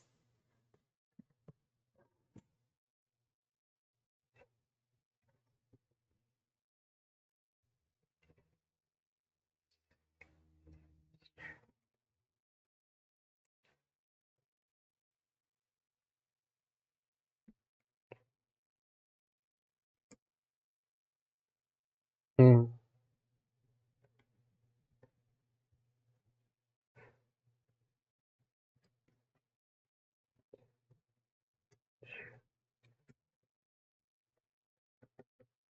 Under a smiling harvest moon,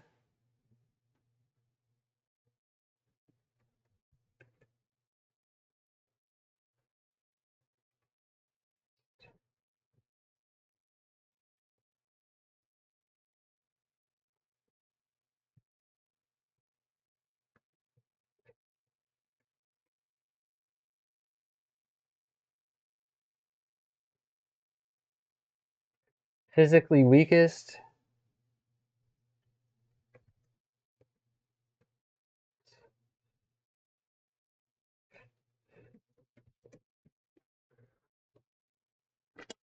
Fucking damn, I love that dynamic contrast.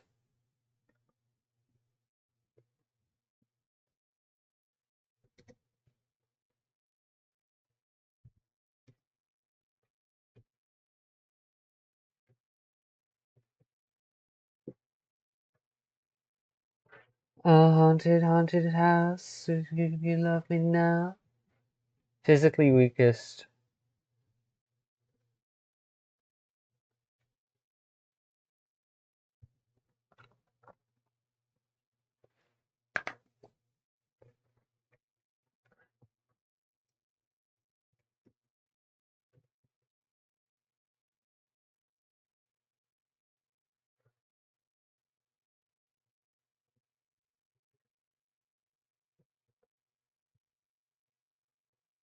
Hmm.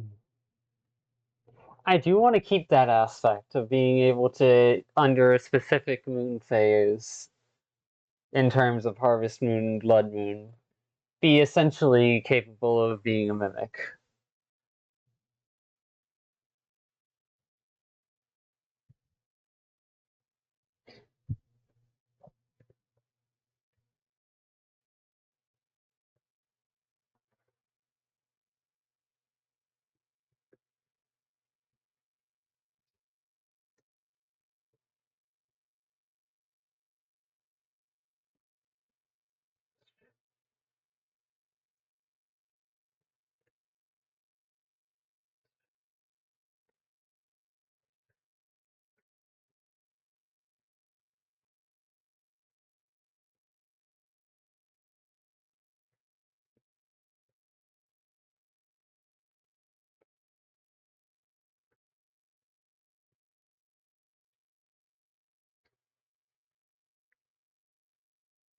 Your moves, your moves.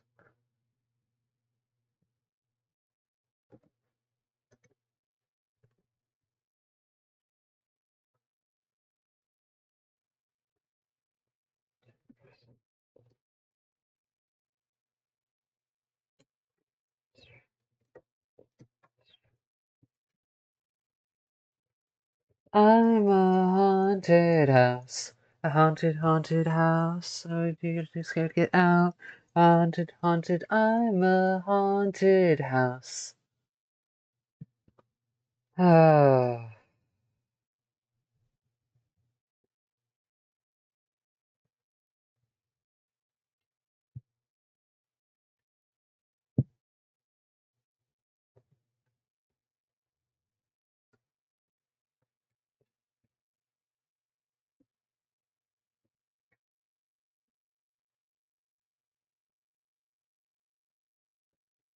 what's the stat block for a D&D mimic?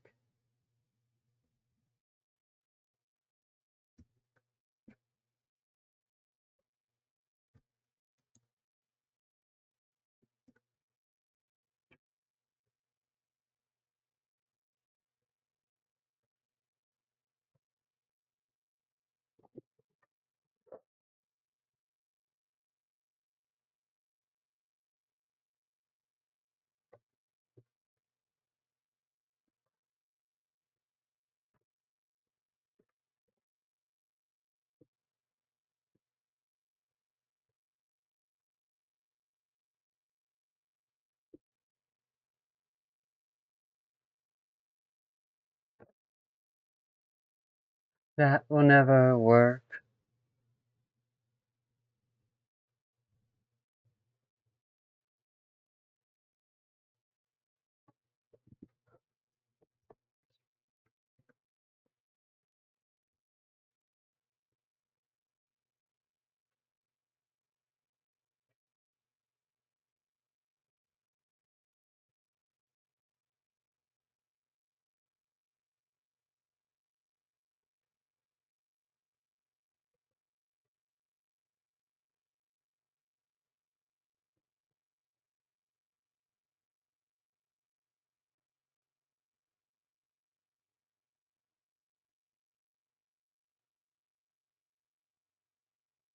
That will never work.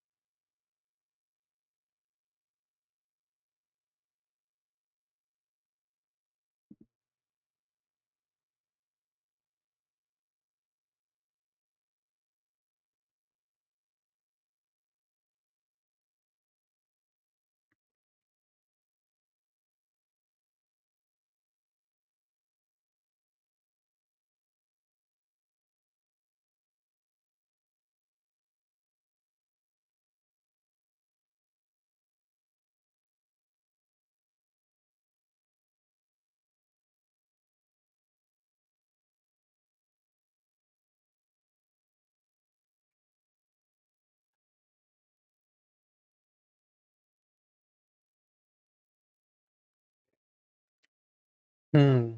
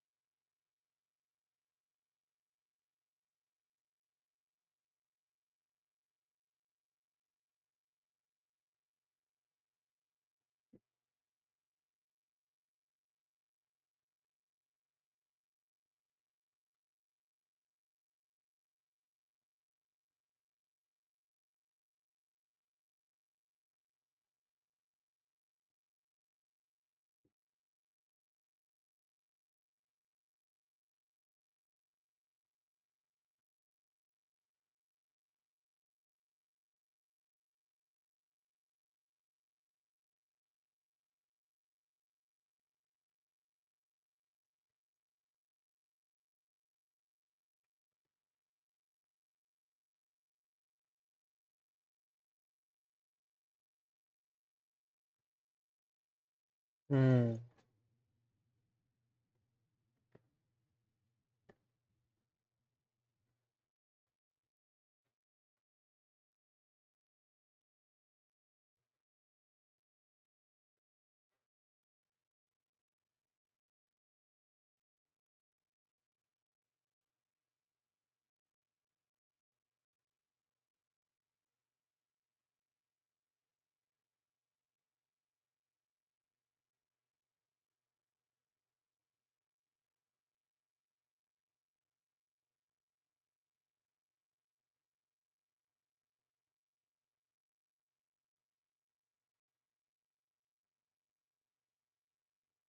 All right, so.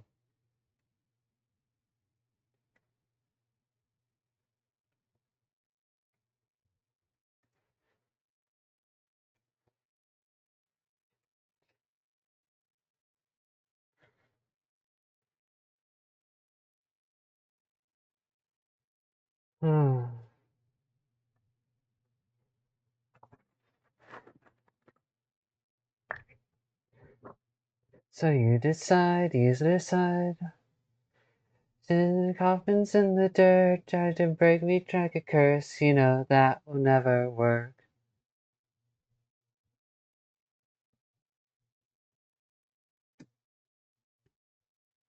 Hmm.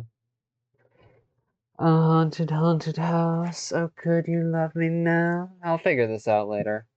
I'm just glad I have the document. See you all later. For I'm not gonna make a version where you can hear desktop audio. This is just gonna be uploaded as is.